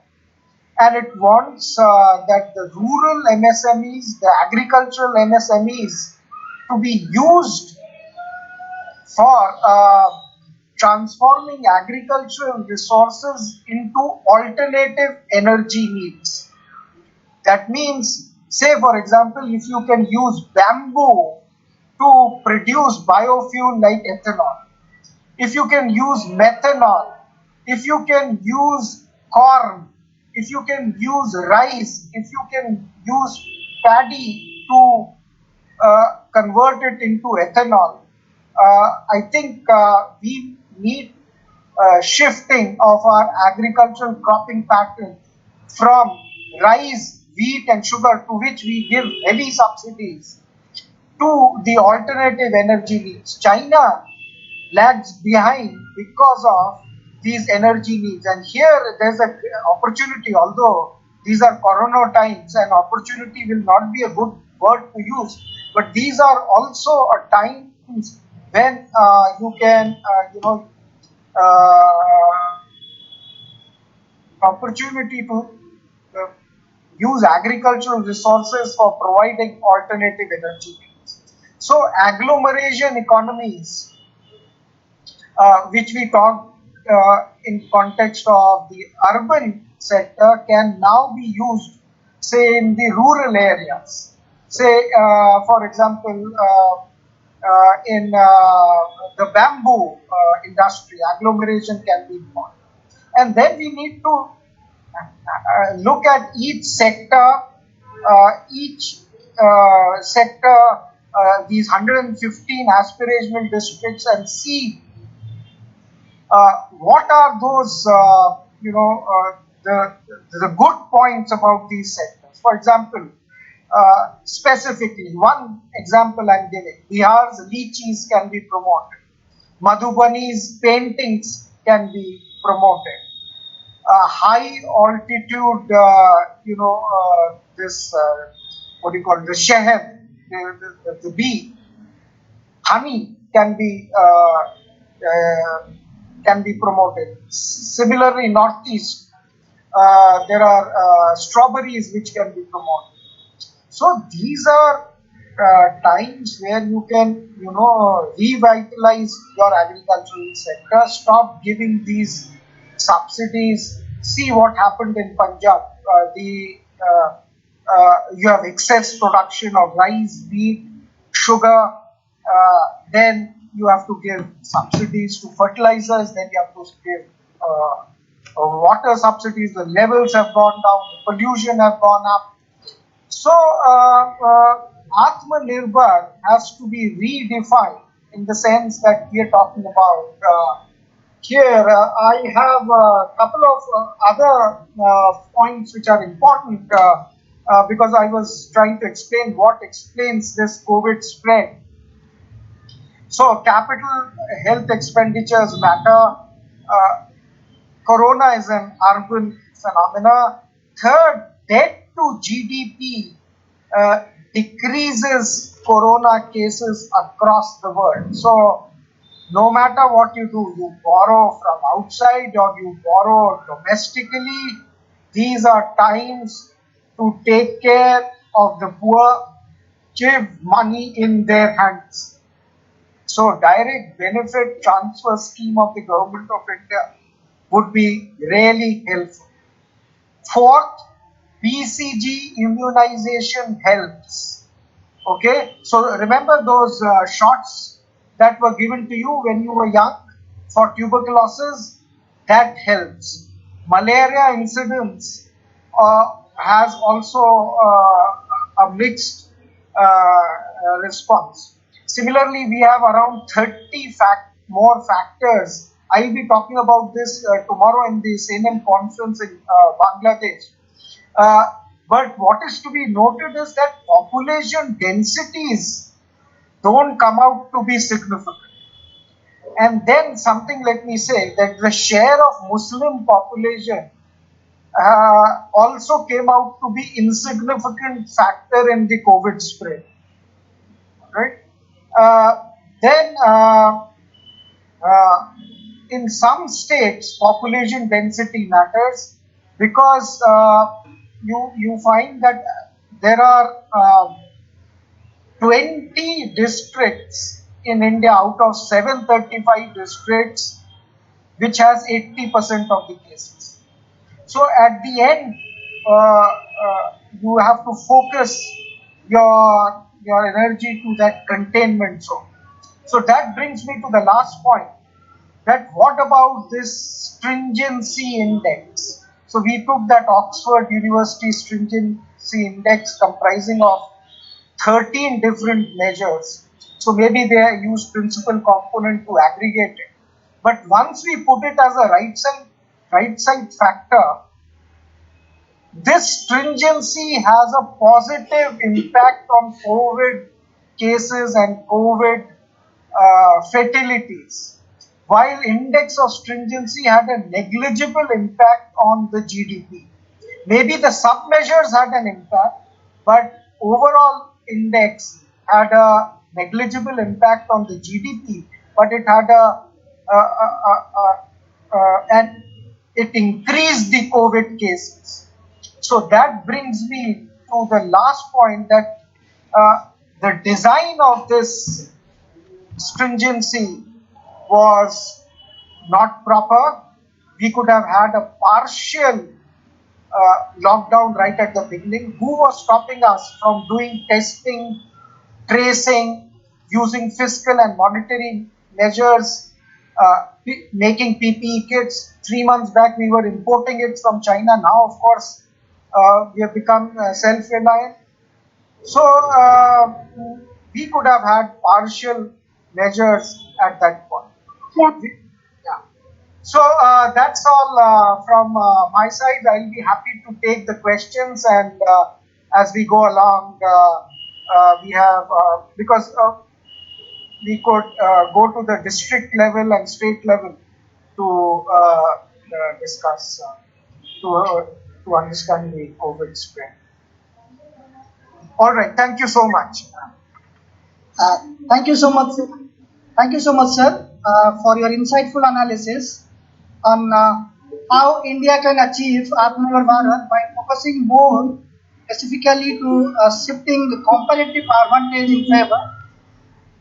Then the most crucial is the investment on telecom infrastructure connectivity. Then the village development. Then knowing the issue on the causes of the COVID-19 to address the economy, health, and security. Thank you so much, sir, for your insightful analysis. With this, we are moving to our another speaker, Professor S.K. Sasikumar from Vivigiri National Labour Institute to address his. Can you hear me, sir? Yeah, I can hear you, Deepak. I have a presentation, so please allow me to present. Yes. Good afternoon, everyone. At the outset, let me express my gratitude to the NIT Patna and particularly to Professor Jain, who is the director of the institute, and Professor Sinha, who is the Department of Humanities head, and Deepak, who is coordinating this, for giving me this opportunity. It is indeed a great privilege to be part of such a distinguished panel. Now let me share my PowerPoint.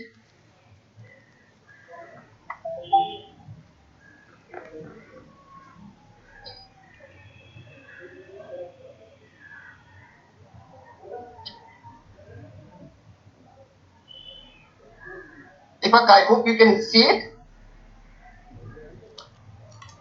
Deepak, are you audible? Yes, I am audible, sir. The voice is audible. Yeah, you can see my screen. So far, not, sir. Try to share your screen again, sir. Okay. Ashwin.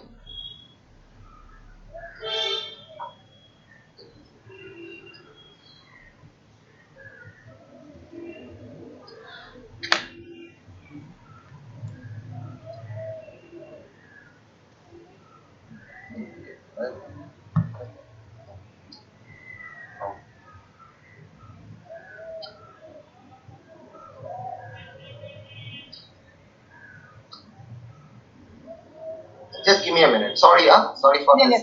Yes.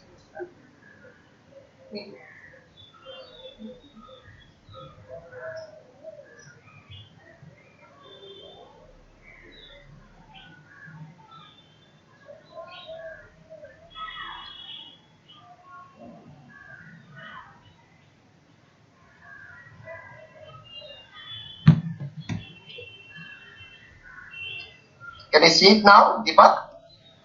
Just a minute, sir. It's uploading. It's taking some time.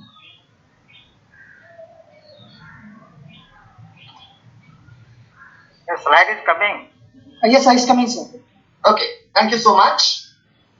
I'll be speaking about situating labor in Aatmanirbhar mission. Of course, Professor Banmurthy had highlighted about the question of labor.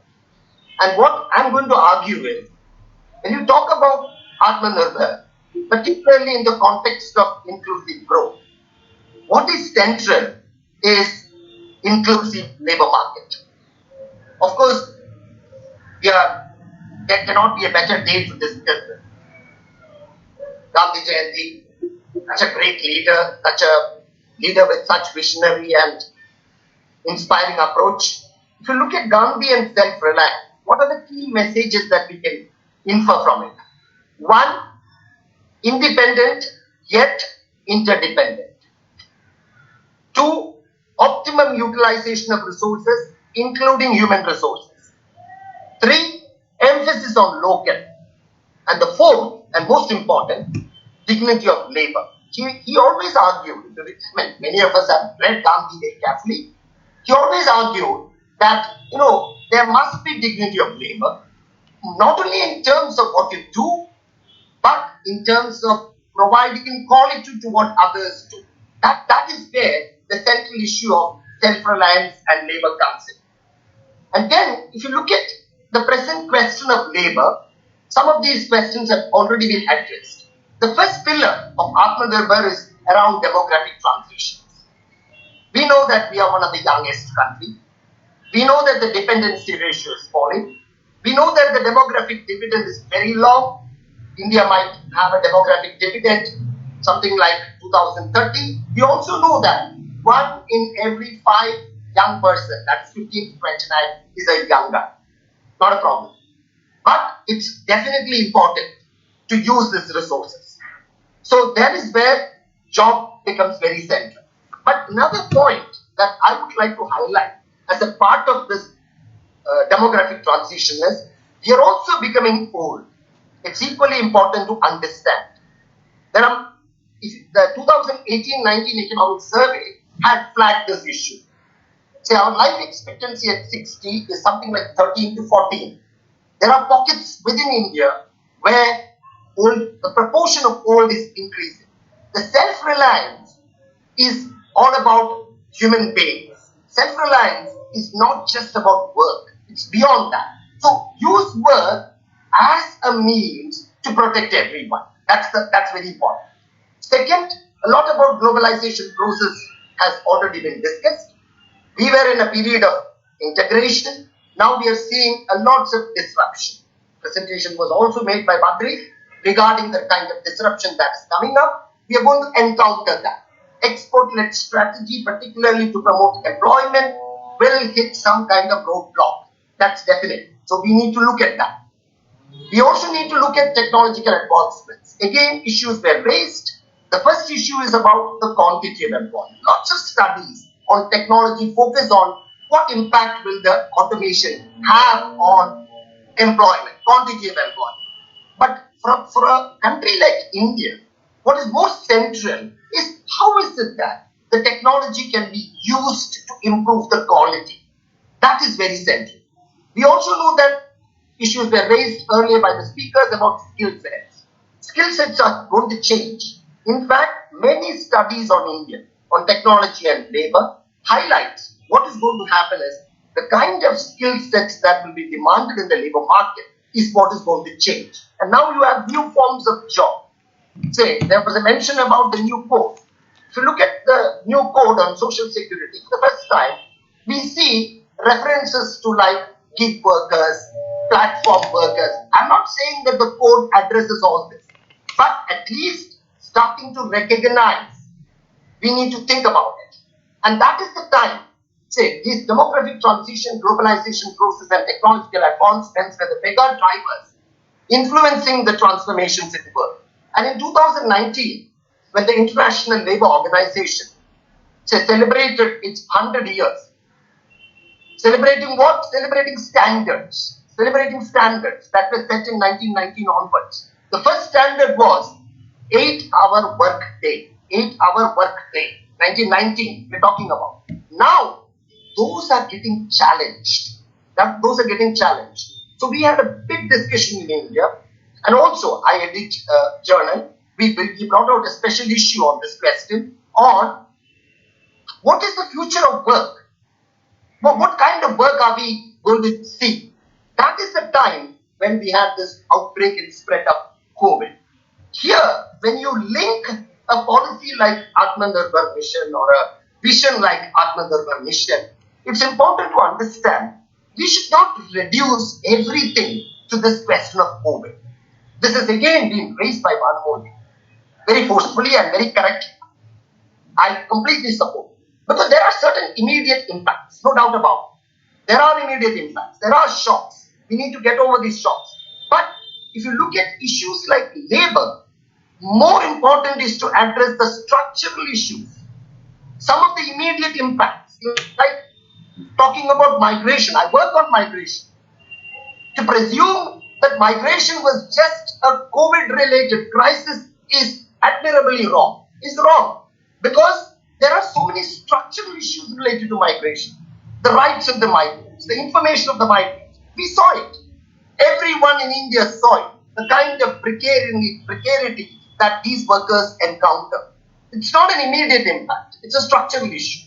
So what we need to do, if you're really talking of inclusiveness, is to have a rejuvenating job-rich recovery status. That is what we should, or strategy. That's what we should be thinking of. And there, we should be first identifying some of the issues of the Indian labour market. The first issue with Indian labour market, which I would like to highlight, is the persisting gender gaps in the labour market. This gender gap is one issue that has always attracted attention, but yet it remains. So you look at the gender differentials across age groups, you look at the gender differentials for 15 to 29. First and foremost, it's important to understand that the labour force participation rate for young people are declining. It's a global trend because people postpone the entry to the labor market. This is one of the reasons. But you look at the gender differentials, huge gender differentials. We're talking about demographic dividend, but look at the women who represent around 50% of our population. Say, look at the difference. That difference needs to be really, say, reduced over a period of time, if possible, bridge it down. I don't know how far it can be bridged down, but our policy of inclusiveness should start strongly on gender issues. For the first time, say, if you look at the periodic labor force survey of 2018-19, say, there was a slight increase for the first time. We need to analyze it more carefully because PLFS is a new data set. I was one of the expert group members who launched the PLFS in 2017-18. So I know the limitations of PLFS. But still, it's something that we need to analyze. The next question that we need to look at is the magnitude of vulnerable employment. So many people have this mischaracterization of India's labor market. We try to compare our labor market or employment structure with the developed economies and start prescribing. One of the prescriptions that I've heard a lot is about labor regulatory changes. Problem with labor regulatory changes, many of the labor regulations cannot be applicable in India in total. India is one of those countries. If you look at the latest data, 2018-19, 52% are self-employed. So a simple thing like wage law will not apply to anyone who is self-employed. It will only apply only to the wage workers. So only 48% of India's labor market will get influenced by a regulation like a wage regulation. Yes, there are certain regulations like social security which can encompass everyone. That's an issue. Within the self-employed, you look at the vulnerability. 36% are own account workers on their own. Vendors, rickshaw pullers. We saw their plight. Many of them are migrants. So it's a structural issue. It's not an issue that just came out today or yesterday. It's been building over time. It's building over time. And they were the ones who, along with the casual workers, who account for 24% of the total wage employment. Of the wage employment, almost equal, regular and casual. Regular employment in India over a period of time has increased. It's a positive thing. Another category which is vulnerable is the unpaid family labor. Unpaid family labor. So between self-employed on account worker, unpaid family labor and casual workers, you have around 75% vulnerable employment. So we need to think about inclusiveness for them. We need to think about inclusiveness for them. Then there is the question of informal employment. Again, if you look at the size-wise classification of India's labor market, say around 20% is in the organized sector. Organized sector defined as those enterprises which employ more than 10 workers. Here we see a growth from 2004-5, it was something like 13.68%, growing to 19.2%. But what is of significance is even today, even within the organized sector, the employment relations are more informal. So as a consequence of which, even though organized sector has grown, the formal employment has not risen. This was our anticipation.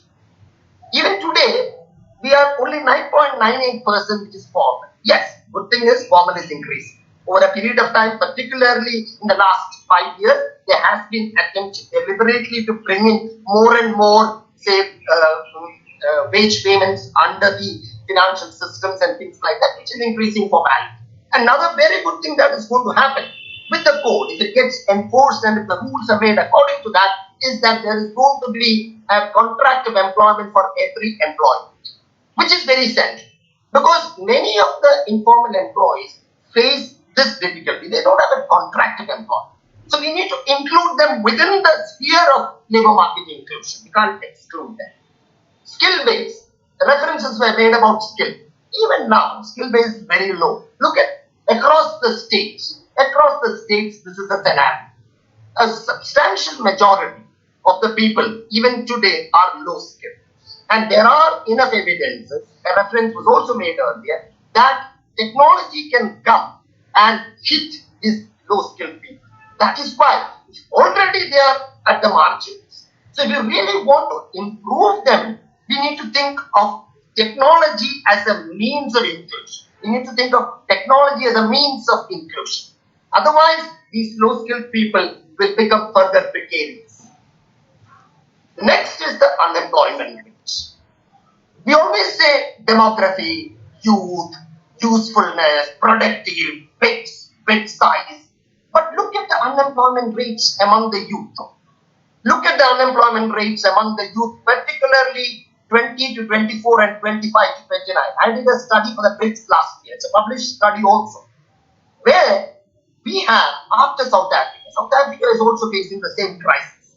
Demographic, they have a longer demographic window than India, but they have very high youth unemployment rates. Similar is the case with India.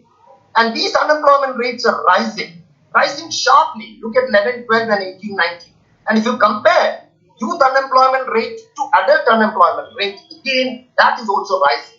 So having resources is one thing, but not utilizing resources is another thing, which goes what Gandhiji said, optimum utilization of resources. This requires serious consideration. Another thing, which is a new indicator in labor market studies, which is being used across the globe, is what is known as the NEET rates. NEET rates. Generally, a person is employed or educated in education or in training. So if you're doing a survey and if somebody says, what is your status? I'm not employed, I'm not in education, I'm not in training. So where are you? Where are you? That question comes. Large amount of NEET population in the world is attributed in India. Look at the percentage of NEET among the women. This is one of the reasons most of the young girls, young women remain uninterested in joining the labor market. Why is it so? Why is it so? If you're really interested about exclusion and inclusion, we should be addressing this question. You can't just give away a simple answer saying that, oh, they are not interested. That is not the case. That is not the case. There are lots of issues. There are issues related to discrimination. There are issues related, if I start decomposing them across different social groups, I get very interesting results. There are issues related to security. Serious security issues in excess in India. At the workplace, at the public roads. We need to address it. Growth is one thing. Inclusion, along with growth, is another thing.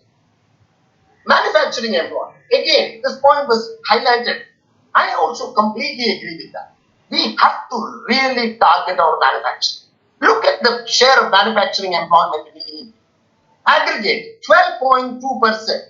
For a country which is striving to become self-reliant, 12.2% in manufacturing employment is a serious issue. You have to raise this, especially at a time when agricultural employment is declining. Again, first, Bhanu spoke very well about structural transformation. So there is structural transformation happening in India. It's a fact. The percentage of employment in agriculture has declined. The absolute number of people leaving agriculture is in millions. But then, where are they moving to? They are moving to low-end construction. Construction now accounts for around about 11% of total employment in India, almost equivalent to manufacturing. Even states which we think are manufacturing hubs have very low proportion of manufacturing employment. Stimulating manufacturing employment, not only for achieving growth, but also improving the quality of jobs. This is a study that I did some years back, very valuable. But to me, this is the central issue.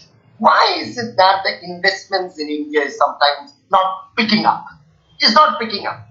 COVID came later, but even before COVID, the rate of investments in India was declining. Why is it so? We did a paper in 2017, Vinod Abraham and myself. This is the published paper of the ILO. We looked at organized manufacturing. We're looking at big enterprises. How is the factor of payments getting distributed across factors of production? Look at, you don't need rocket science to understand what kind of factor movements are happening in terms of factor payments. The huge growth of profits. Labor income shares are declining. It's not surprising. Every country, when there is a technological advancement, labor income shares decline. But then, is this the kind of profits that you want to explore? Is this the kind of fall that you want to see in wages? Will it bring inclusion? This is the question. Or will it lead to inequality?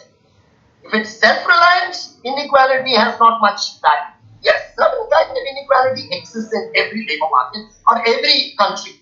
But this kind of explosion, we need to really look at inclusion from that perspective. So what is it that I would like to argue? Employment-centered macroeconomic policy. For me, expansionary fiscal policy definitely is the solution to take our country forward. Why? There is a decline in employment elasticity.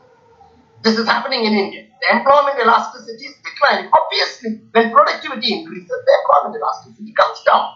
So you need further growth. And if you want further growth, focus on demand side policies.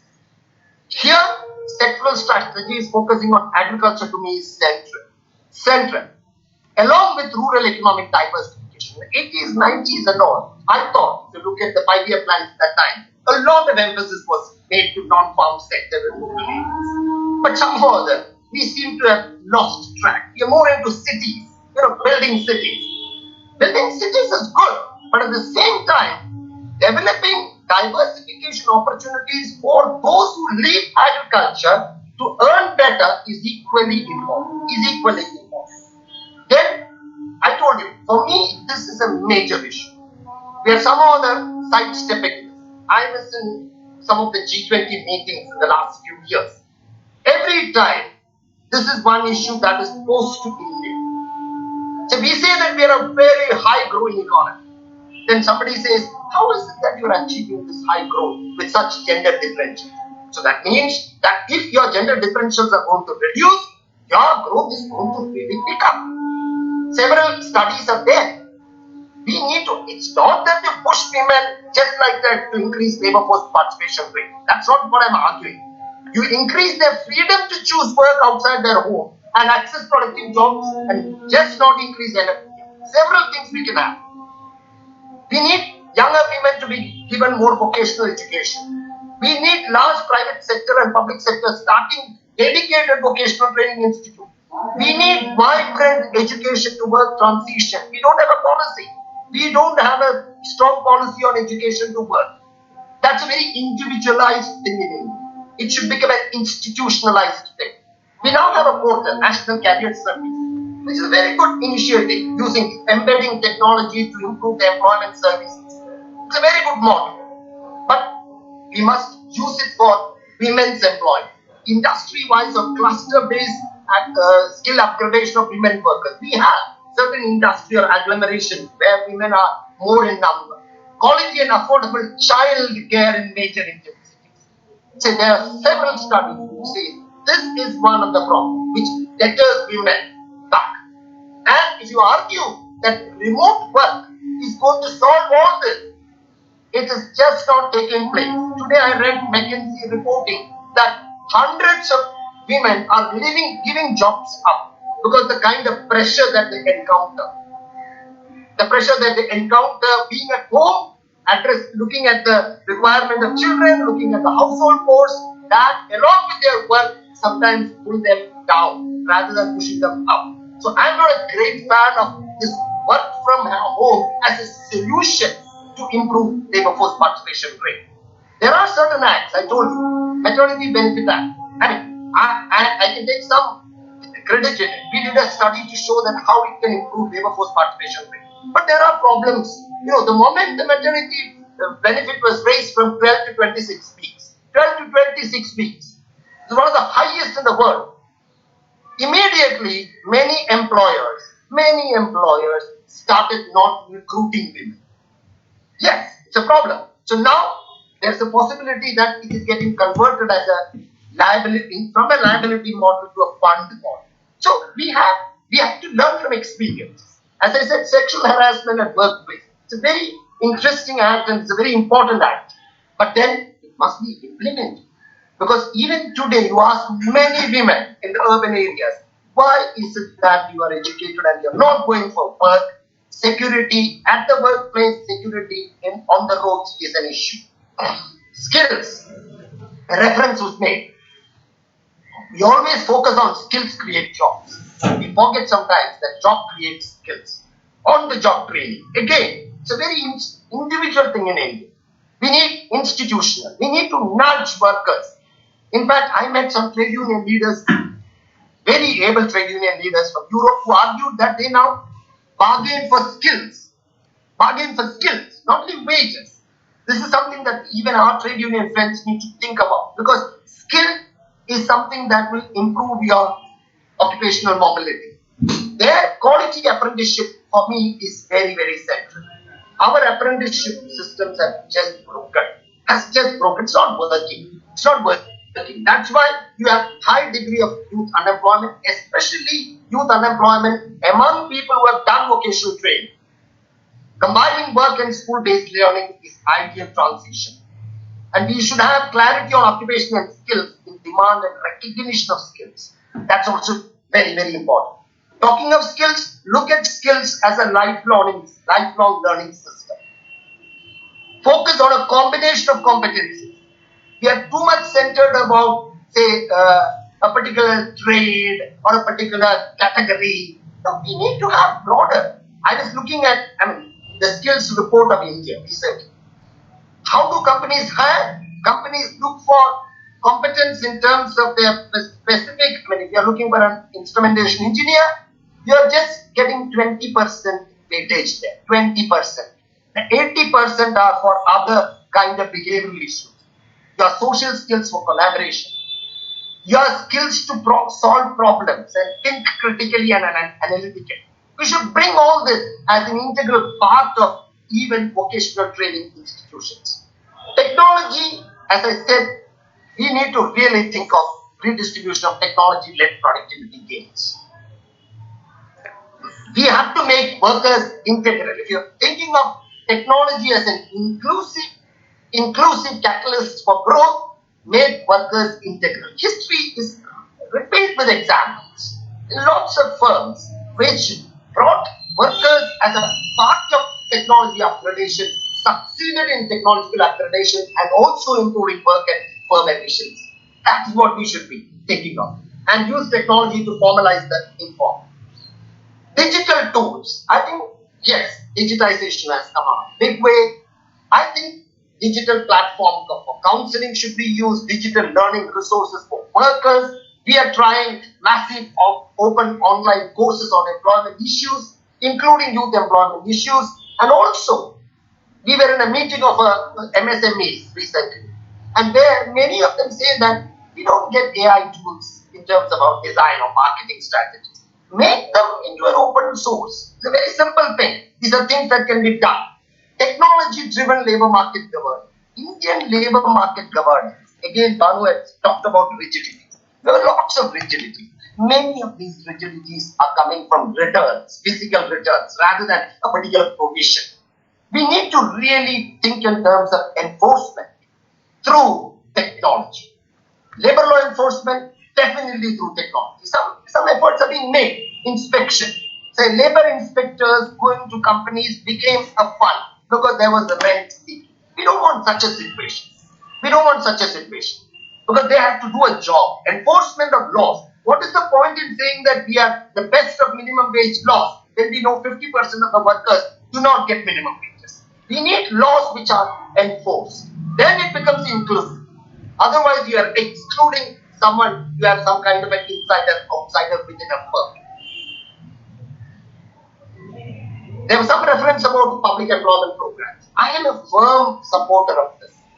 If you really want India to scale up in terms of employment outcomes, you need public employment programs. This was beautifully demonstrated, amply demonstrated when this crisis happened. I'm not subscribing to public employment program as a permanent solution. But at this point of time, you need to really think of public employment program being sustained. Even Government of India has increased the allocation for public employment programs, because India is a country where even today, if you look at the number of days of employment in rural areas, it is much less.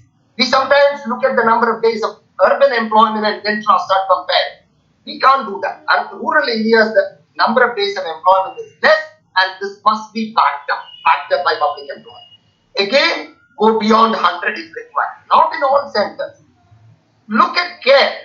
Look at care being introduced under the public employment program. Because really, COVID, if there is one major lesson that it has taught us, is the lack of adequate emphasis on care in the rural areas. We can bring that and consider also urban employment guarantee program, but there are limitations. Migration, as I said, no discussion on inclusion in India, especially in the context of what COVID threw up, cannot be complete without migration. We have very poor base on migration. We always say, because I work on migration, I was asked so many questions. How many migrants are there in India? How many migrants, Shashi, are there in India? Give me the note immediately. What is the data? Census 2011. What does census do? Census captures lifetime migrants. Because there is a question of reference issue.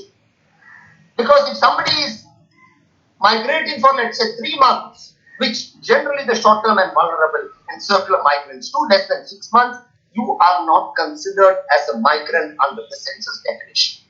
So census speaks more about lifetime migrant. Shashi Kumar or many of us who are from other states and districts in India gets beautifully captured in census because we are long-term migrants. The short-term migrants sadly are completely excluded. That is what was made visible.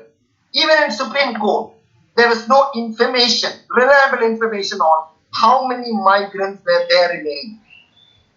Ensure entitlements. It's not an issue that you just give relief.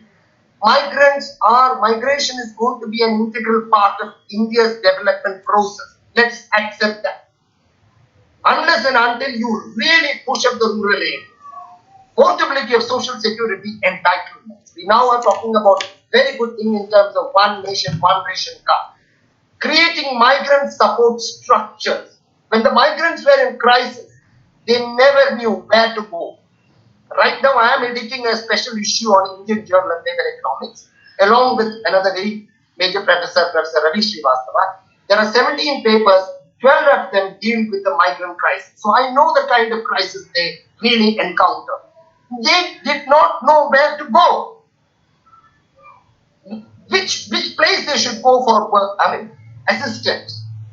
Because the sending states have their own policy, the receiving states have their own policy. We need better coherence.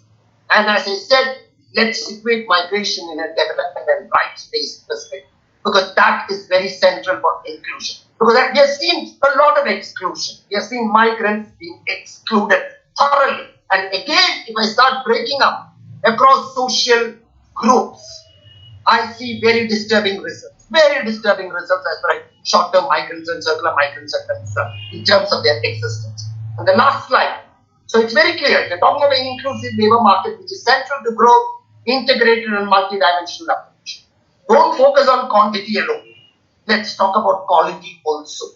It's not the number of jobs that's created. What kind of jobs that you're generating. It's not the number of people who are getting the social security benefit. Are everybody entitled for it? And then processes. What kind of processes that we adopt? I'm bringing technology. How did you bring technology? Did you have a dialogue with the workers? Rather than, if I argue that, I will bring technology and increase productivity, I have a problem. Did you have a dialogue in the process? That becomes very important. This is the issue with gender. Many times, the kind of processes that we adopt in labor policy, labor matters, presumes that women do not want to work. So that process immediately eliminates women. So the outcomes are very simple. Outcomes will be gender biased. So processes adopted are as important as outcomes. So let us focus on these processes rather than just saying that we need that, we need this. We need everything. But what kind of processes that we adopt? To me, inclusive labor market is central to the success of Aatmanirbhar mission and also for achieving inclusive growth. Thank you so much. Thank you, sir, for sharing your expertise on the role of specifically for the labor aspects to achieve Aatmanirbhar Bharat. But it needs certain things to address, like the structural issues, more specifically the vulnerability group, and the gender gap.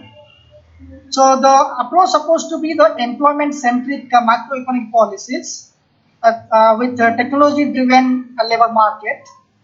And to achieve more of inclusive growth, we have to also focus on the migrant issues. Thank you, sir, for addressing those issues, and more importantly, the quality of employment that will also needs to be addressed. Thank you, sir, for your insightful analysis. Now, moving to our last speaker of this session is Professor Amit Kumar Dwivedi, sir. He's from Entrepreneurship Development Institute of India, Gujarat. He will specifically addressing how entrepreneurship opportunities in Aatmanirbhar Bharat. So I request Professor Amit Dwivedi, sir, to address his speech.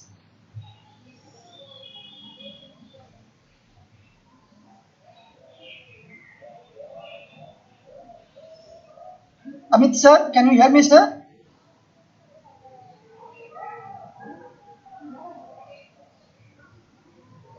Amit, sir?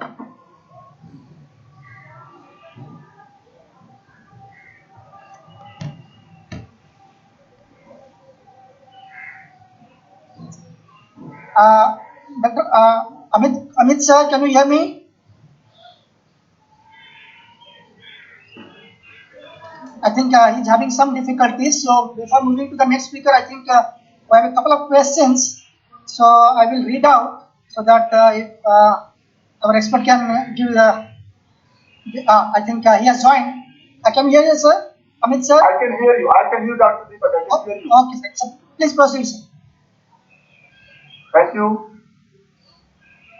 First of all, my compliments to NIT Patna and coordinator Dr. Deepak for organizing this wonderful talk. I was listening Professor Sri Kumar, SK Sri Kumar Saab, and very, very interesting facts about labor market and the economy, the skills.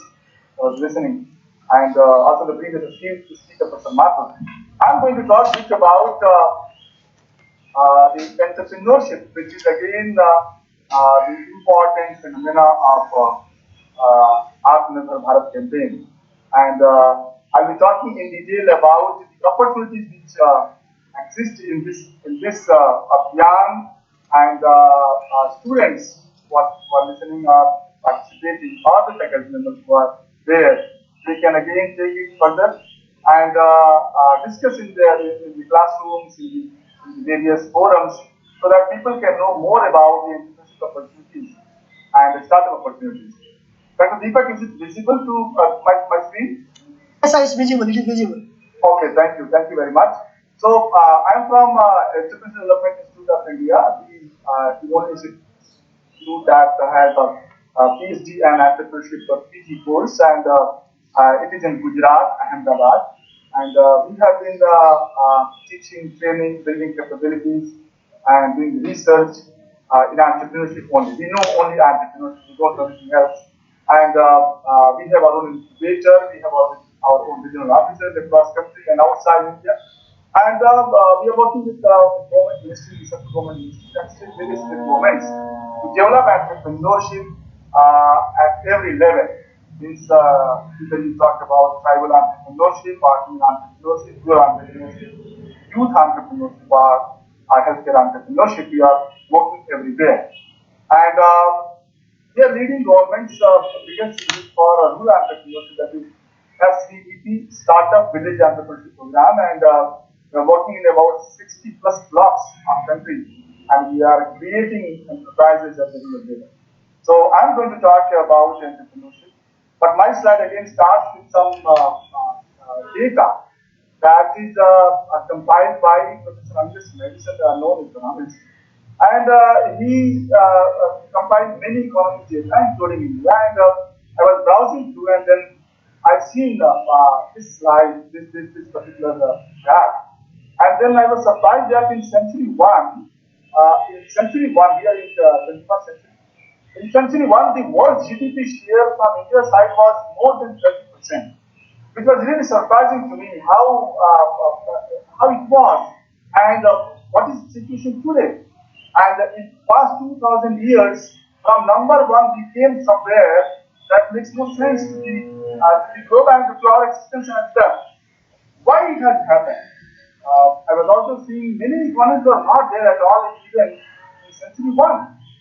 And we were there. It means we were there before century one and we have been operating to the whole globe and we have been consumers across the globe. And what businesses we were doing? We were doing most of the hand-made production-based businesses, craft-based businesses, and skill-based businesses. And we were number one. And then I don't know, lot of influence from other nations came, and then we started following all the nations, and then after century 15, you can say 16th onwards, our contribution started declining, and then today's situation is quite clear. Why it has happened? Why we when we were more on handmade, more into indigenous, more into skill based, more into local, rural, craft based, we were the best. And then we lost those skills, and today again we are talking about the skills. If I can refer the previous speaker slide, again today we are talking about the skills which are employable, which can give some employment to people and then result some livelihood for the people. Why it has happened? So I was simply browsing through the literature and then I learned that most of the mechanization in industrial production was the major reason, and that has led to the evolution of handmade products. So we were into textile, handmade textile, we were into craft, we were into paper handmade, we were into a lot of antique handmade, and then when machines came, we forgot all those things which were indigenous to us, which were very, very much unique to us, and then we started following all this global value chain, which was a large ships we used to maintain the sea, to trade our things. And then the global value chain was broken due to manufacturing shift from handmade to machines. And again we started following the machines and we started using artificial things and our own natural, the ecology based, the environment friendly things we forget. Today again we are talking about. Today again we started talking a lot about those things that we had already in the country. What I'm trying to say here, India was Aatmanirbhar already till 15th century. And then in past 500 years, we lost our Aatmanirbharta, we are blind, and today again we have to revisit how we can regain it. Market, of course, I'm not an economics professor, but market, of course, that's what I understood in my experience, that they focus more on the machine-made and sophisticated products rather than handmade and rather than human efforts. But when I see elite market, there's a contradiction. Elite market always try to see something handmade, natural, which is made by the rural women, made by some craft, made by some plants. So there is a contradiction again in economics. Machine things are getting popularity on one hand, on the other hand, human-made things are always popular. So where we should put our focus? What should be the focus of the country where when the country has a lot of traditional knowledge, lot of indigenous knowledge, every village has its own cluster of things, and the government is also pushing a lot, making indigenous clusters. What we should focus is again, it's a question from my side. Of course, economics professors can give better answer to it. But handmade is very, very much focus, should be very, very much focus. Again, when we are talking about Mahatma Gandhi and he talked a lot about handmade and such that. And he was the believer of handmade things. Market again, market behaves in its own style and they prefer more foreign made and foreign land products and not preferring a lot about the domestic. But we are talking again today about local, vocal for local. And we have strong local production base, which needs a market, which needs again attention of everybody. But we need to think again, the policymakers can think again how we can strengthen that system. Problems are also changed today, and we have to think how these problems can be solved with handmade with human efforts. And this innovativeness, which is there in a way in our society, and the creative approach needs to put forward so that social problem, social dilemma can be solved. So again revisiting the self-reliance of Aatmanirbhar Bharat, the package and all those documents which government has announced. So I was as an entrepreneurship educator, I was thinking how this can help and how entrepreneurship can strengthen the whole journey of Aatmanirbhar Bharat Abhiyan. So if I see, it is basically entrepreneurship is needed. Why? Because it helps in the utilizing the capability of individuals.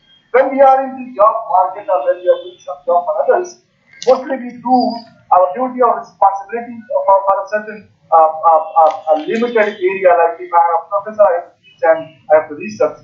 But if I am an entrepreneur and I am having my own institution, then I will bring 360 degree and then I have to utilize my full capability. That is a basic example. And that is why we need many entrepreneurs who can think 360 degree and who can solve problems of society as well as business problems. It enhances the self-confidence. So all those entrepreneurs who are there, their confidence is always high because they do something, they make something, and they are in a position to sell. So the confidence is always high. It means entrepreneurship also helps making more confident people in society. It helps sensing opportunity that has a value. And if you all are the educated elite professors, you know that we know the story of Muhammad Yunus, a very known professor of economics, a professor of economics who simply identified a problem in society and put his best and develop the model which is popular everywhere and he got Nobel Peace Prize for that. What I'm trying to say here, it is not just the person who is doing a business is entrepreneur, but anybody who is trying to solve a problem in the society, in the business, in the organization, they all are entrepreneurs. And we need many entrepreneurs in the country when we're talking about self-reliance. Learning, creativity, imagination, and innovation, these are very important words. In fact, in today's education policy is also focusing a lot on creativity, imagination, and innovation. Why? Because when we put students on the base of examination, they simply focus on the examination and marks. But where is the imagination? Where creativity goes? We need to put this again in the perspective so that students and youth can also think about these words. And they are very much creative, they are very much imaginative, and that's what is again, these are very important words for entrepreneurs. If the entrepreneur is not creative, he is not imaginative, not innovative, he cannot sustain. Hence, we are going to make individuals who are entrepreneurial. And entrepreneurial individuals are always required in the society to solve social problems. And when they start a business, they solve business problems as well. They create institutions, they create livelihoods. Whatever we are talking today about the livelihood problems, about the job problems, we are not talking about who will solve this problem. Government alone cannot solve it. Government cannot build so many institutions. It is individuals who can build institutions. We all know that small companies, a very small history of company startups. They come and they hire thousands of people. I can name here, you can name Zomato, you can name Swiggy, you can name Big Basket, you can name all these small companies. They come in few years, they hire thousands of people, they create thousands of employment. We need them. We need this kind of people, and then we can say that if we have many entrepreneurs, job market is always okay for them. Because we need job creators rather we are simply talking more and more about jobs who will provide jobs. Government cannot do that. Entrepreneurs also need it because they achieve their desired goals, and while achieving their goals, they fulfill many requirements of society. And we need to talk about interdependence. previous speaker also talked about, that if we have achieved independence, but interdependency is not achieved, and we have to do that.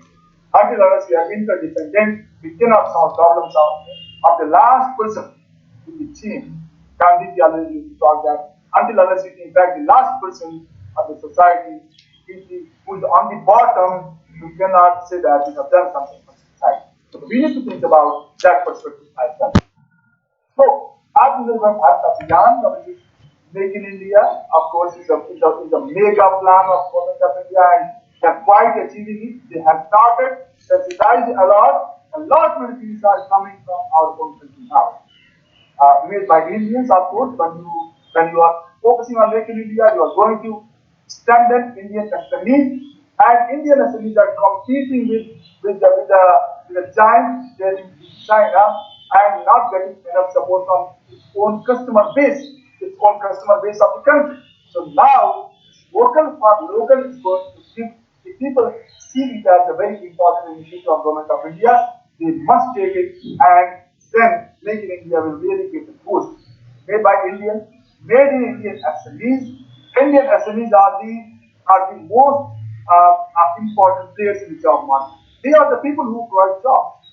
When you see unorganized sector, that is the biggest chunk that provides jobs and SMEs. So we have to strengthen our SMEs, and we should talk a lot about how we can solve their jobs. We need to think about R&D, research and development, that can straight away solve the problem of SMEs, and they become efficient so that they can compete with anybody across the globe. Empowering each individual, whoever is there, they have to empower, and then we can achieve Aatmanirbhar Bharat Abhiyan, creating manufacturing hubs. We at media, we work with governments to create a lot of clusters, manufacturing clusters across India. Thousands of clusters are there. Whether you talk about the handmade paper, which is there a cluster in Kalpi, near Jhansi. You talk about the perfume in Kannauj. You talk about metals. Lot of clusters. You talk about textiles. You talk about leather. You talk about automobile. Everywhere we have clusters. So we have to strengthen them and make them efficient so that they can compete the global market. They can be there. They can be relevant in the global market. So manufacturing hubs we have to create. Indigenously evolved Silicon Valley. We always talk about Silicon Valley, but we don't have our own. So India is the country that has impacted the biggest software market, but we don't have our own Silicon Valley. So it can be done only if we see our indigenous knowledge base, and we can go ahead with that while creating Silicon Valley. Farmer is the feeder for the processing units. Today, still we have a dilemma. We produce something in the farms, we send it to the cities for the processing. Again, it is being processed and come back for the consumption in the rural area. Why not to have processing units nearby village areas, nearby the farms, so that the people need not to migrate from the village to cities, need not to put a lot of money while living there, and they can still be in the rural areas, have their jobs. The salary will not be that high because their cost is also not that high. And then processing will be done smoothly. Perishability of all those farm produce can be reduced, and low cost production can be done. So farmer is again, fortunately we have a bill now, we have a new scheme, we have funds now. Farmer is going to play very important role in society, especially in entrepreneurship now, and you can see that. Expansion of global value chain across the global market, government is trying a lot, and making India self-reliant in manufacturing, technology, agriculture, and education. All these sectors are important. We cannot talk in isolation. We need to talk about all these sectors. Now I will talk about a few opportunities which are there, because I got Dr. Deepak has suggested me to talk about the entrepreneurship opportunities, and these are the opportunities that we have identified, and I'm going to share here. Healthcare, I'm going to discuss in detail. Healthcare, Ayurveda, yoga, meditation, skill development, e-learning, and MOOCs, very important. Executive education, software development, research and development, database management, security, e-commerce, digital libraries, social media, social network, video conferencing, agriculture-based livestock fisheries, and indigenous skill-based. Now I'm going to talk one by one. The illness and wellness sector, if I see, These are the three important areas where people can think about their own enterprises, own startup. Like healthcare, we all know that this sector is growing like anything, especially in this corona phase. Everybody is so health conscious today. And the consumption of medicines, consumption of supplements are very high, whether vitamin C, zinc, calcium, whatever. But they are on the top priority today. So manufacturing is a big opportunity. Even the delivery of these medicines are again in the very important area of startups. Hospitals, clinics, there are thousands for testing and wellness centers. Centers so that people can have a better life, a healthy life. A lot of centers are coming up across the country, especially in the metros. They are there, but I can connect here also the rural tourism, ecotourism, and that again can be connected with wellness centers. And a lot of centers are there in Maharashtra, in Himachal, in Haryana. People can see and then they replicate that. Ayurveda, we all have seen there is a drastic growth in the Ayurveda sector, and Ayush Mantralaya is also leading from the front, and they are making awareness about Ayurveda in the country. The production of the Ayurveda, hardly few companies are there till now. Lot of demand is there. Many small companies can come up. They can either do job work for the big company, or they can have their own manufacturing plants. Consulting units are required, trading is required, manufacturing is required, branding is required. I will itself. It's a great opportunity. Yoga, meditation, centers are there, physical centers are there, but web portals are also operating today for yoga and meditation. Channels are there, web pages are there, and videos, video consulting, and whatever is there, they are not sufficient for the whole globe. I'm talking here, India can lead in this sector, and the whole globe is important because we have given Ayurveda, we have given yoga and meditation to the whole globe, and it is well received by everybody. So we take a lead here, and we have to go global. Skill development and education area is again a big area, especially in the corona phase. Now people are very much okay with the skill development, especially using mobile phones or laptops or iPads or tablets. They're happy with that and they're trying to learn. So people are more focused rather teaching centers, attending classes, physical classes. No, they're more into learning phase now.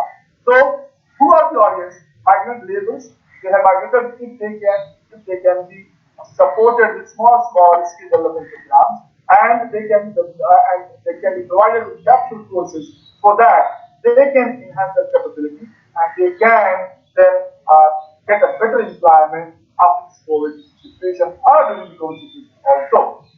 However, sector can also be trained for this mobile banking, mobile payment receipt, inventory management, creating awareness, creating web page. All these entrepreneurs of online sector also need our skill development courses. Factory workers, farmers, homemakers, IT quality students, everybody needs a skill development courses. So the suggestion is a low cost, high volume program can be developed where at 50 rupees a person can learn many things and you can have more than 2,000 learners. You can see the volume of the business very easily. You can achieve the break-even. E-learning moves similarly. Schools have started, professional courses started. In higher education again, we have started e-learning and moves. Teachers, trainers, consultants. So the size is very small. The supply side is very small. Demand is very high. So we need to think about how we can fulfill this and how many startups can come up. Likewise, the SQ education. IT, R&D, database security. This is our strength. We have already proved ourselves in the global market with our companies, whether in forces, pieces, and many others. And this sector is again getting a lot of momentum, especially after COVID situation, because whatever we are doing with the help of IT and software. Whether I'm talking today, whether you're listening today, whether data is being stored, whether communication is being made, whether the advertisements are being done, it is all because of IT software. So now see the size of the business in the future. It is going to get a big boost. So students who are having education in IT software must try for startup and they should focus SMEs, small and medium enterprises. because the SMEs are also in need today and they need low cost but effective software which you can provide. Tools, packages, ERPs, MIS, all these things can be done with the help of IT software. Health-related research and development, one virus has made all this chaos. Think about the future viruses which are in the labs. They may come, we don't know. So this sector is also very, very important today. And I think tomorrow we have to maintain personalized human data where I can test my BP, my blood sugar, my fever, my temperature, and then I can move to my office. So I have to maintain my own profile. And if a startup is going to go for this tomorrow, it will really get very good amount of customers. Because everybody would like to see the profile of the data on one platform. Management and security. The office data management is a big day.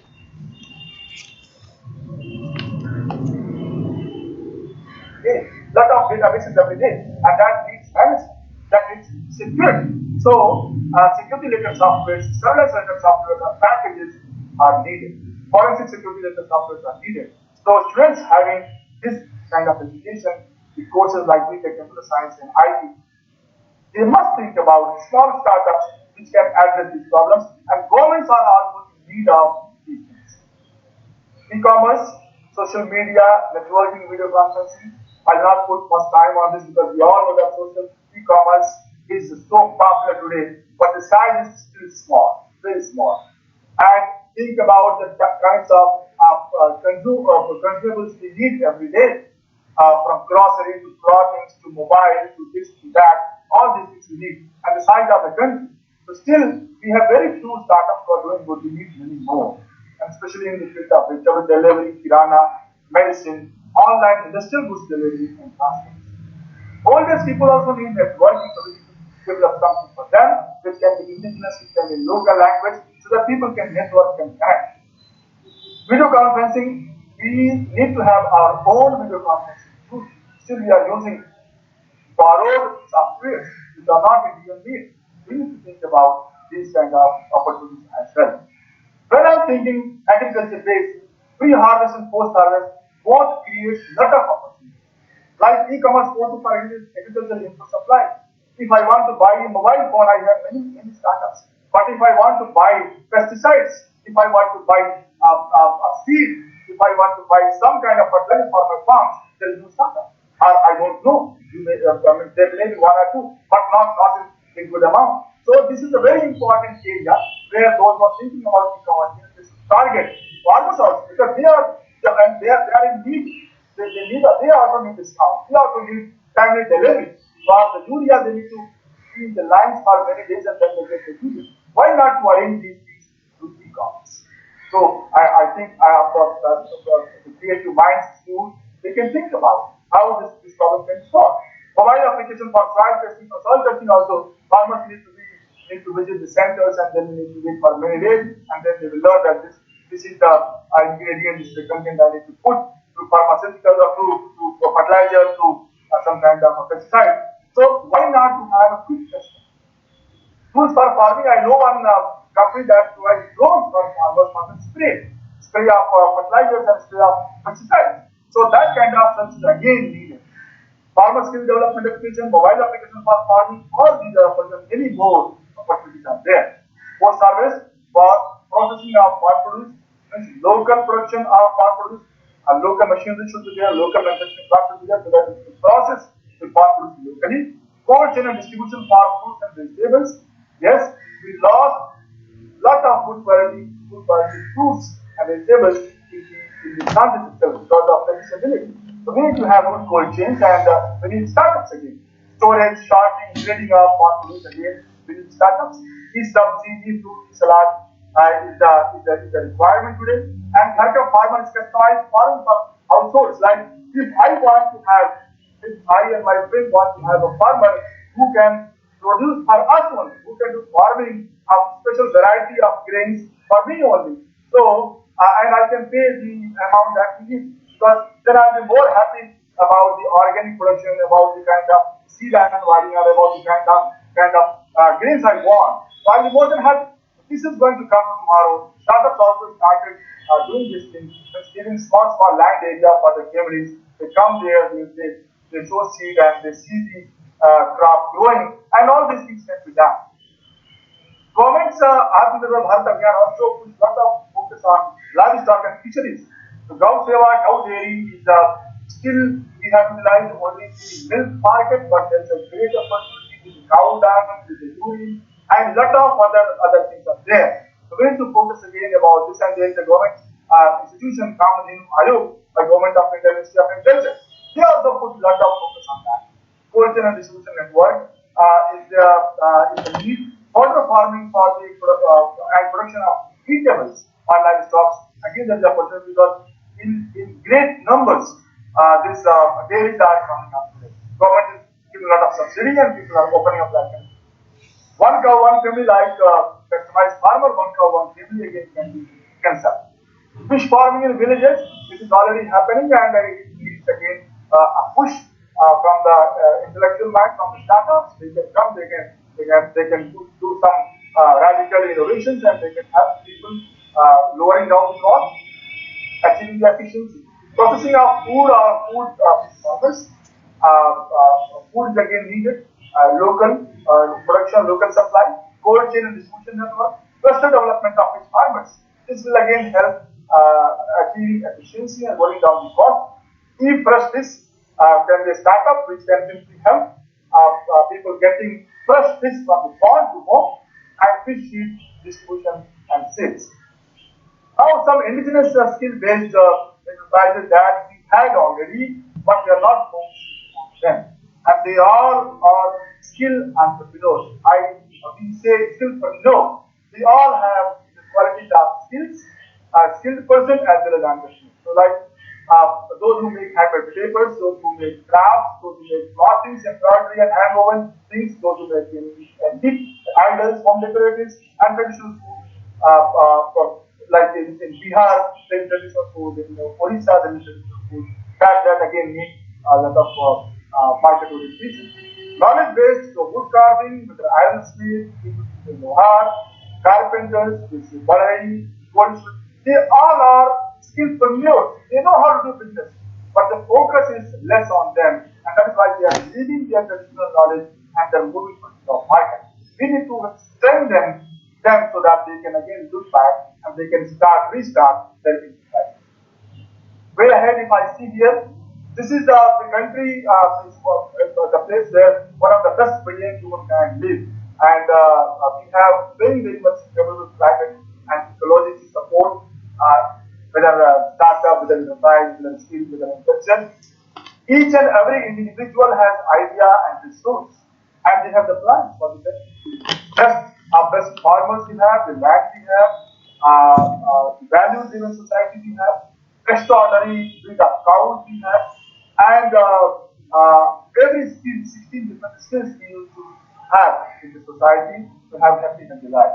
The only concern is people don't think about the country which they're taking a decision, which is very important. So that's all from my side. I would be happy to take questions. Thank you very much again, my compliments, and I'm thankful to NIT Patna for putting this topic in their framework, and we had a good. I could get many insights from the speakers, and I'm ready to take this.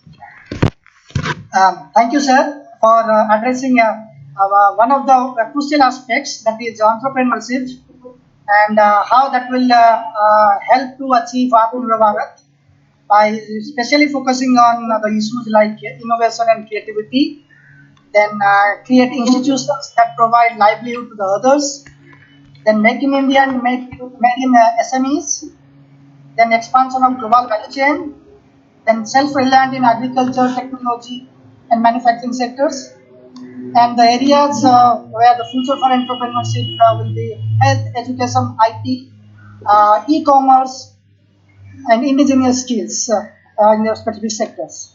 Thank you, sir, for your valuable analysis. With this, I think we are end of the session. So before we wind up, I will go for some questions and answer session. So we request our audience to ask a few questions and do specify the expert's name. Now it is open for the all, open for everyone.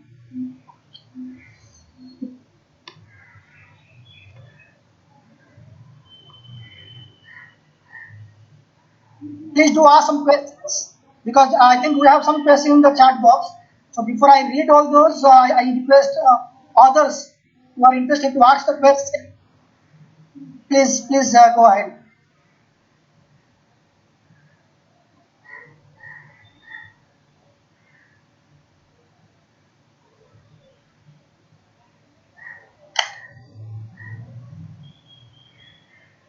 Okay. Meanwhile, I will read a few questions which is in the chat box.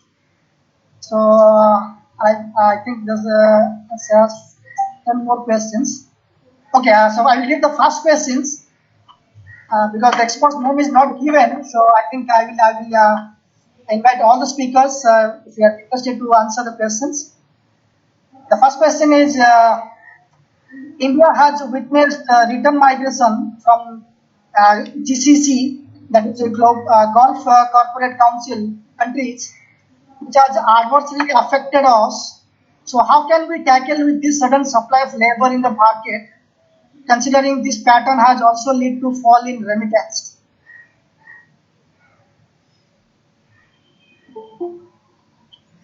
Deepak, do you want me to address this question? Yes, sir. Go ahead. Okay, quick response. First, you are very right.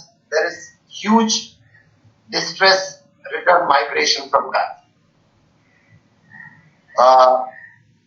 And as you know, that unlike 2 decades back, when most of this migration to the Gulf was more Kerala centered, now that is not the case. 40% of the people who are migrating to Gulf, low skilled people, are from Bihar and Uttar Pradesh. It's a very important point to know. So, remittances are going to come down. In the coming years, definitely Gulf is going to be a difficult choice. No doubt about it. For the simple reason that they're also shifting, because Gulf is a highly oil-based economy. So they're also shifting because oil prices are drastically falling. 33 to $35 per barrel is the present price. So what is going to happen is lots of people are returned. In some states, especially Kerala, has some effort to use their expertise. This is not only in the context of return migration from such crisis situation. Every time we have not had much, this is why I say it's a structural issue. We have not had much of return migration integration policies in it. We don't have. We think that, people send remittances, that's it. Remittance is more of a financial issue. Return migration integration is more of a migrant issue. So this is the disconnect. So right now, what is needed? 2 things. One, those who are coming back, those who are in distress, identifying them. Some kind of support required. Second, those who have come back has some financial capital, some what future labor market are highly going to be skill centered. So identify. This is a very good thing that we should do. We should identify the skills in different countries and get into what is known as skill supply agreements. We have some initiatives in this regard, skill supply agreements. They will also require just shifting from oil to non-oil will not cut them because they don't have that indigenous labor force capability. So that's very important that we get into skill labor force supply. We had a very interesting agreement with one of the European countries, Holland. Geriatric care. When this old age was picking up in the 90s and early 2000s in Europe, so geriatric care was an issue. So India has a formal agreement with the Dutch government, whereby we used to supply home care geriatric care. Likewise, we can get into agreements with Gulf. That's the initial response. Remittances will fall. estimated remittance fall is 20%.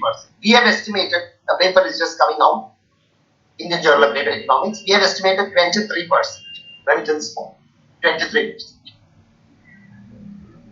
Thank you, sir. There is one more question. For inclusive sustainable development, renewable energy expansion is important. But India is highly dependent on China for solar PV. So whether Aatmanirbhar Bharat will take care of this kind of import dependency?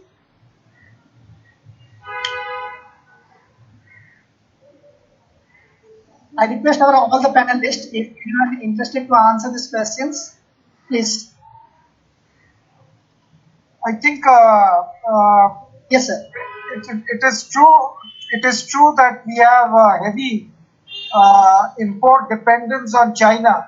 Our 14% of our imports are coming from China, and our 5% of our exports are going to China. While if you look at China, China's only 3% of their exports are coming to India, while when we talk of their imports, only 0.9% of their imports are coming from India. So we are sort of more dependent on China.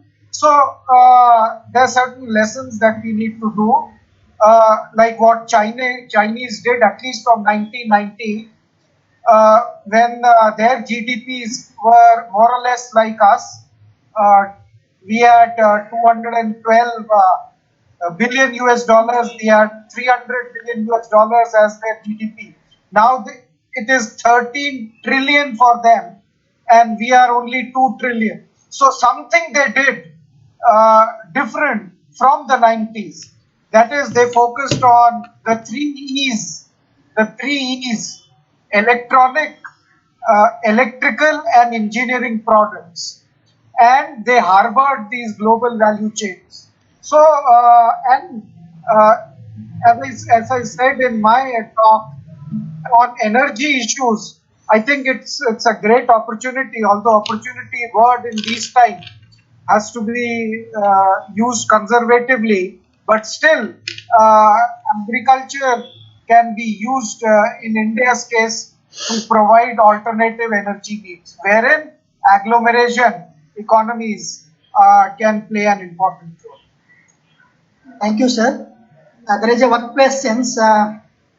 If India follows the path of revival of manufacturing sector with the integration of service sector, then we might see more IT-enabled manufacturing activities with the AI, artificial intelligence, robotic, but this might be job replacing. So whether this type of economic approach would be inclusive in terms of employment generation, what is the ideal way to create job creating economic efficiency measures?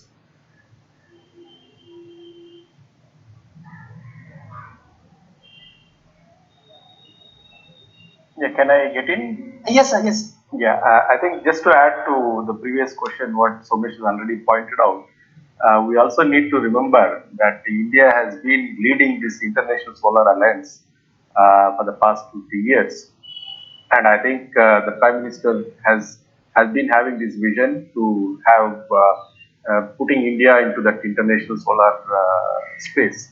So as I said in my own talk, I said.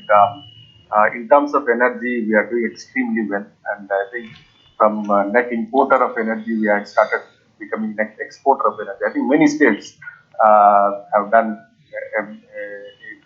extremely well in that. So, with respect to this, the shifting of jobs from services to manufacturing, I think again I go back to the basics.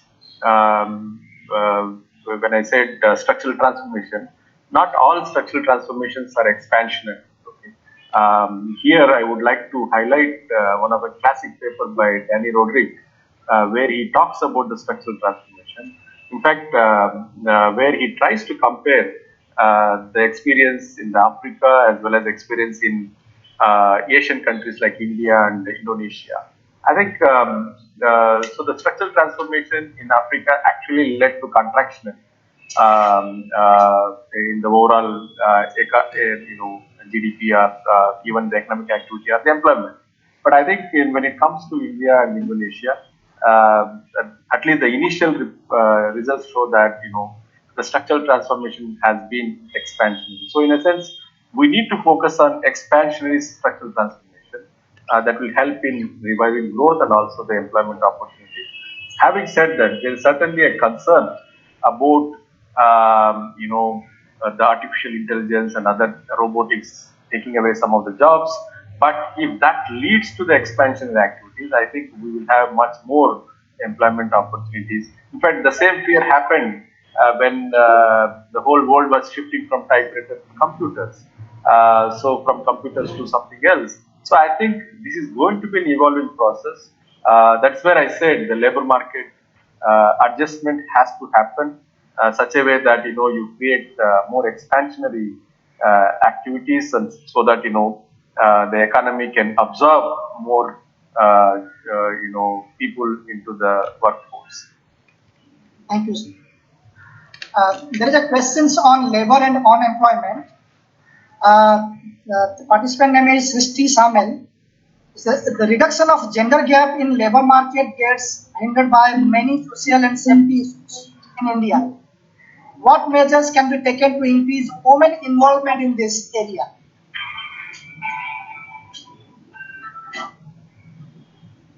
Deepak, I can come in, of course. I have highlighted some of the pragmatic measures which are possible. But I genuinely believe that the social as a reason to keep women away from the labor market should be contested. Should be contested heavily. Because only then, I have attended several presentations when I used to prepare the reports to the people on employment during the previous government's regime. There is a general feeling that, oh, it's because women doesn't want to work. I mean, that is a question that is getting ingrained into the policy circles. We need to break that. That stereotype has to be broken. The second is, evidence also shows, whoever asked this question, I recommend a very good book edited by Shukti Das Gupta and Sher Berwick, Transformations in the World of Work, Improving Gender. This thing, it's one of the best books that I can recommend to you. Brings experiences of different countries, including India. Evidences shows whenever educational level has increased, the latest evidences, the participation and the labor market outcomes of women has increased. The only thing is that there's not much corresponding evidence in terms of education to work transition. That's why I said that is the challenge. Many women, especially in the rural areas and all, do not get this kind of support, the education to work transition. And the last is security is a serious issue, and it has to be brought in as these are not discussed at the firm level. This is the problem. Because if you go to a firm level, industrial relations, we are only discussing wage issue. It's a very sad thing. Both employers and employees, the representatives, have reduced bargaining space to just the wage issues. They are not on the job training, skill, women. So these are issues that we need to discuss even at the enterprise level. Even at the enterprise level. Then only it gets a central importance. Otherwise, it will always be, it's like women in trade unions. Oh, they are less, so let them remain less. So do you want to develop leadership? That's a question. Women in public sector, oh, they are less, so let them remain in less. So should you want to improve it? So somewhere, inclusiveness has to address it. Has to address it. We have to bring gender as a core pillar of Aatmanirbhar. I think we have missed the point. We have missed the point. Serious gender equality is central to Aatmanirbhar mission. Thank you, sir. In addition to that, there is another question related to unemployment. What if unemployment data is not collected? Even if collected, why it is not made public? remain inaccessible?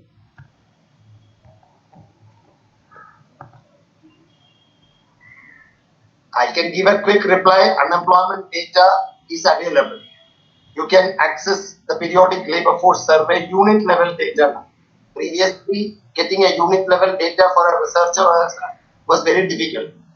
But now PLFS makes this available. So unemployment data is there. It's data. But collection of unemployment data is a very tricky concept.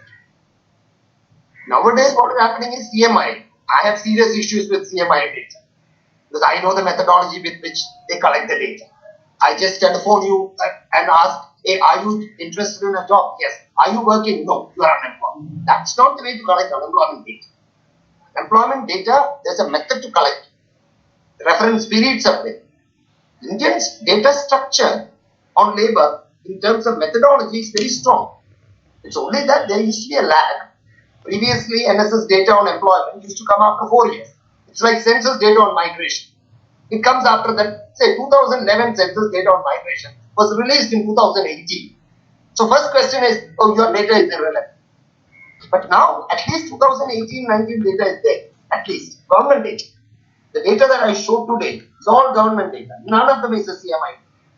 So this is just, so it's there, it's only a question of, yes, we need to use. Many of this data can also be technologically, say, create apps, say, have payroll. Now there is a new shift that's happening. Don't depend on survey data. Depend on payroll data, administrative data. Look at EPF, Employees Provident Fund. Look at Employees State Insurance Corporation data. Ministry of Statistics and Program Implementation is bringing out this data, including the National Pension Scheme data. But then there are problems with that data because, say, those who are subscribing to EPF may also be subscribing to ESI. So there are duplications. But slowly, what you will see in 5 years down the line, survey data will be gone. You will have more of administrative data only. This is what I think, like US. There is a question for entrepreneurship. I think the topic, sir, is available. Yes, I'm there. Okay. The startups are key to Indian economic growth. So there are too many schemes and policies are working and doing well in the country. Why particularly our education system, while educating, not motivating students to become entrepreneurs? Do our education system meet targets to develop entrepreneurs? So fortunately now we have a new education policy, and the new education policy is more talking about creativity, innovation, and how people can be more onto skill based. So now we have a advanced education system. Earlier also we had focus on entrepreneurship, but very little, of course, and it was more into creating job seekers and creating professionals. But now country has made very good policy, and this is talking precisely about how we can change the mindset and how one can acquire the skills, the capabilities which are required for the entrepreneurship. At the same time, many schemes, many programs are being run by Government of India and many state governments. If I talk about the Government of India, Startup India program is run so well. Adult incubators are doing so well across cities and across country campuses. Stand Up India, which is there for women and SC/ST class students and the youth, it is still people are not using them properly and not taking the benefits of that Stand Up India. I would suggest students to see that. Other than central government schemes, many state governments are doing so well. And recently, about 1 week, in the last week of September, I think September, yes, there was a announcement by Government of India about the entrepreneurship system of various states, and they have ranked states on entrepreneurship system. Gujarat, of course, was the number one, and many states are doing so well. The ecosystem is also getting momentum in the states, and states are also making startup policies for their students, for the youth. So now you will see a very good climate, very good policies, and the education system will also support a lot. So youth should think about how they can utilize all these schemes and programs for their benefit. Thank you so much, sir. Sir, there is a question. I request all the panelists to respond. Actually, the question is raised by our institute students. That is, what can we as a student and future employable skilled labor can do to support and improve this concept of Aatmanirbhar Bharat?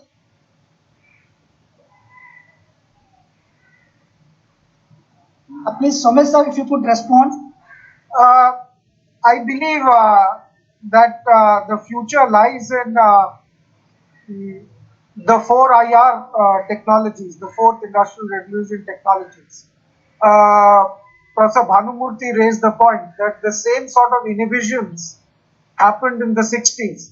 In fact, there's a small anecdote that Professor Malnobis was heading the ISI, but the labor union wouldn't allow the computers to be taken away from the ports to the institute because they felt that it will affect their employment.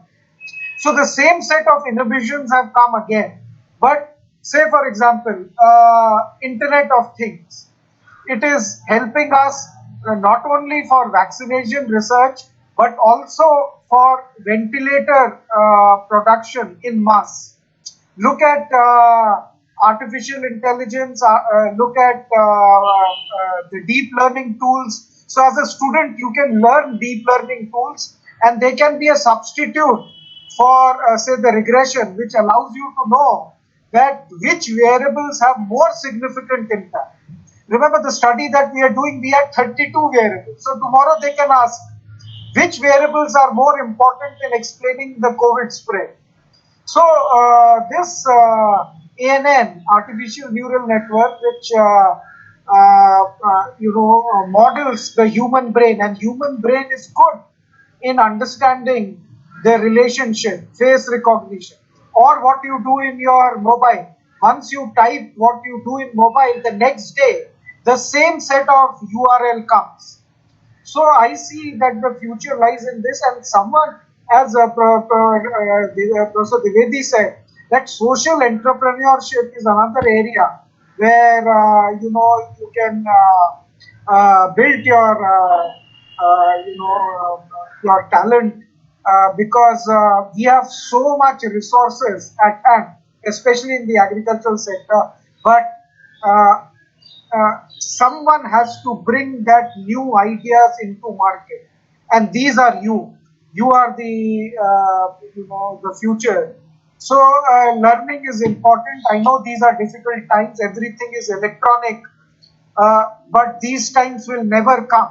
So these are times to hone your skills and move up the ladder. Professor Sasi Kumar sir, could you please respond? I have two quick points. As I said, we always say that we are the country with the highest youth proportion, which is fact. As I said during the presentation, 1 in 5 in the world in 15 to 29 years is a young guy. But we are forgetting that the aspirations of the youth in India are also rising. There are many reasons for it. These aspirations are rising because of their educational attainment. So it has to be a two-way process for you to contribute also. For example, I think if you want to make youth contribute, you expect every young person to become an entrepreneur and start startup is going to be a difficult exercise. I'm not saying it's not an impossible exercise. Young people can start startups, but I know the data on startups. I'm in one of the committees on startups, so I know the data on startups very, very well. I know how it has progressed, where the targets are. I don't want to mention about it. But my point is, one, as a young person, if you really want to improve your employability, as I said, go beyond domain expertise. Please, go beyond domain expertise.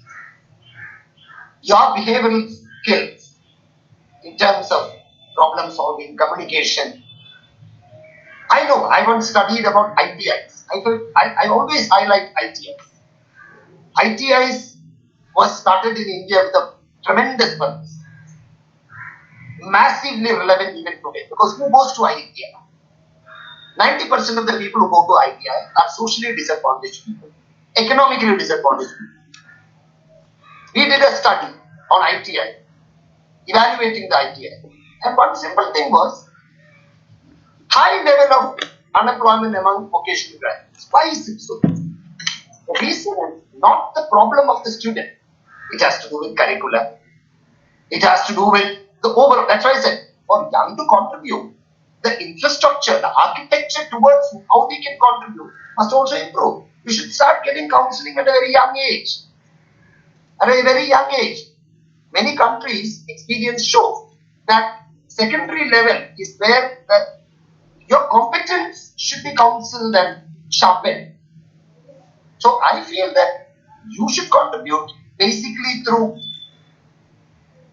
your own sharpening skills, but infrastructure, architecture, building on the other side is also equally important. And the last point is, I teach teaching methods, I teach research methods.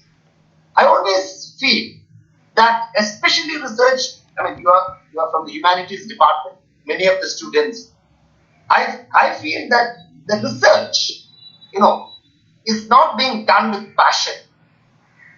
At least in humanities, I can see. It's not done with passion and it's not done with method. You have to do, I mean, if you're really into the domain expertise as a young person, you should be doing it with passion. You should be doing it with expertise. You can't take a degree and just expect it to climb you. It's a two-way process. You have to expect your own contribution, your own passion, also to contribute to your employer. That's what I think. I would like to request Professor Amit Trivedi sir to share some views on these questions. So, Dr. Mathur and Professor Sajid Kumar sir has already explained a lot, but youth has to identify the problems which are there, and they should try to understand the pains of the customer. What we have seen in the past, if you simply go with the business model that provides some solutions, some kind of services or product to the customer, it is not doing so well now. We need to understand the pains of the customer and try to relieve those pains. Like if I give example here, the taxi operators were there in the past and still they are there. But the whole market is now with few startups. I can name here Ola or Uber. What they are doing, what especially they did, and they took the whole market from the taxi operators. They simply try to understand the pains of the customer, and the customer pain was, we all will be agree, that customer pain was, when I book a taxi, I don't know where the taxi is. I simply rely on the driver's statement that sir will be reaching in 10 minutes, 5 minutes. I am just very close to you. And when taxi comes, it is already 30 minutes late. And above all, the condition of the taxi is so poor. So I have no control on the taxi service in the traditional market. And this was the pain of the customer. All this company, what they did the study, and they simply try to understand the pains of the customer, and they answer these pains only in their product. Now when I book a taxi on Ola or Uber, I know where the taxi is, I know how much time it will take, I know the feedback of the driver, even I have power to cancel the taxi. So I am more powerful than the taxi driver now. What I am trying to say here, if you are building a startup, give more power to your customer. And when your customer is more powerful, he will not leave. And there is a theory also, we all know that, but the C.K. Prahlad gave a theory of co-creation. When you go with co-creation means when you involve your customer to come with you and co-create the product, your product will be cheaper. It will be very well accepted in the market. And that is how Indian youths are trying. We know many startups, very young guys, 20 years, 25 years age. They try to understand the customers first and then they change the whole market. They are changing it. Whether you talk about the Oyo rooms you see, whether you talk about the Ola person, many small startups they become big just because they are trying to understand the pains of the customer. So whoever is trying to go in this market, in this space, startup space, first study well about the customers, their preferences, their pains, and try to give more power and more gains. Thank you, sir. Thank you so much, sir. So with this, now we move to the last session. If I get any questions, then I can send it to your respective email IDs. So we are moving to the last session. So I request Ms. Mariam Sabati to give me the vote of thanks. Good afternoon, all. Am I audible? Yes, go ahead. On behalf of Department of Humanities and Social Sciences, I take this opportunity to propose vote of thanks to those who have directly or indirectly contributed to this webinar, Aatmanirbhar Bharat, a roadmap to inclusive growth. First of all, I would like to thank our eminent speakers, Professor N.R. Bhanumurthy, Vice Chancellor, Dr. B.R. Ambedkar School of Economics, University, Bangalore. He stressed on the importance of Aatmanirbhar Bharat, this role of states in taking it further, and the need to combine with the ambitions of sustainable development goals. Professor Badri Narayanan Gopal Krishnan, University of Washington, Seattle, USA, who gave us great insights about the world and in terms of India and explained in much detail the essence of Aatmanirbhar Bharat Abhiyan and suggesting ways to improve the current state of Indian economy. Professor Somesh K. Mathur, Department of Economic Sciences, IIT Kanpur, presented a different interpretation of Aatmanirbhar Bharat Abhiyan, suggested to have comparative advantage and shift it in our favor through connectivity, village development, and harboring the global value chain. Professor S. K. Sasikumar, Senior Fellow, B.V. Giri National Labour Institute, Noida, who focused on labor in his discussion about Aatmanirbhar Bharat Abhiyan and inclusive growth. Dr. Amit Kumar Trivedi, Associate Professor, Entrepreneurship Development Institute of India, Gujarat, who focused on different opportunities that Aatmanirbhar Bharat Abhiyan has for entrepreneurship development. Thank you to all distinguished speakers, and we are all enriched by your talks. Finally, I would like to take this opportunity to extend my heartfelt thanks to our director, Professor P.K. Jain sir, for extending his full support in conducting this webinar. Professor S.K. Verma sir, Deputy Director, NIT Patna, all deans and heads of departments, I personally thank on behalf of the department. I would also extend my deep sense of gratitude to our head, Dr. Ashish Ranjan Sinha, for his unending support. I would like to thank Dr. Deepak Kumar Behra for organizing such a successful webinar and further extend my thanks to all the faculty members of the department, staffs, research scholars, and students. Most importantly, to all the participants from within and outside the institute. Thank you very much. Thank you. Thank you so much, sir, for a wonderful session.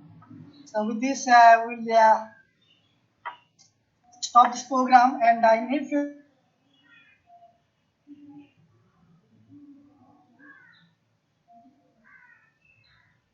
Have a good day. Stay home and stay safe. Thank you. Thank you.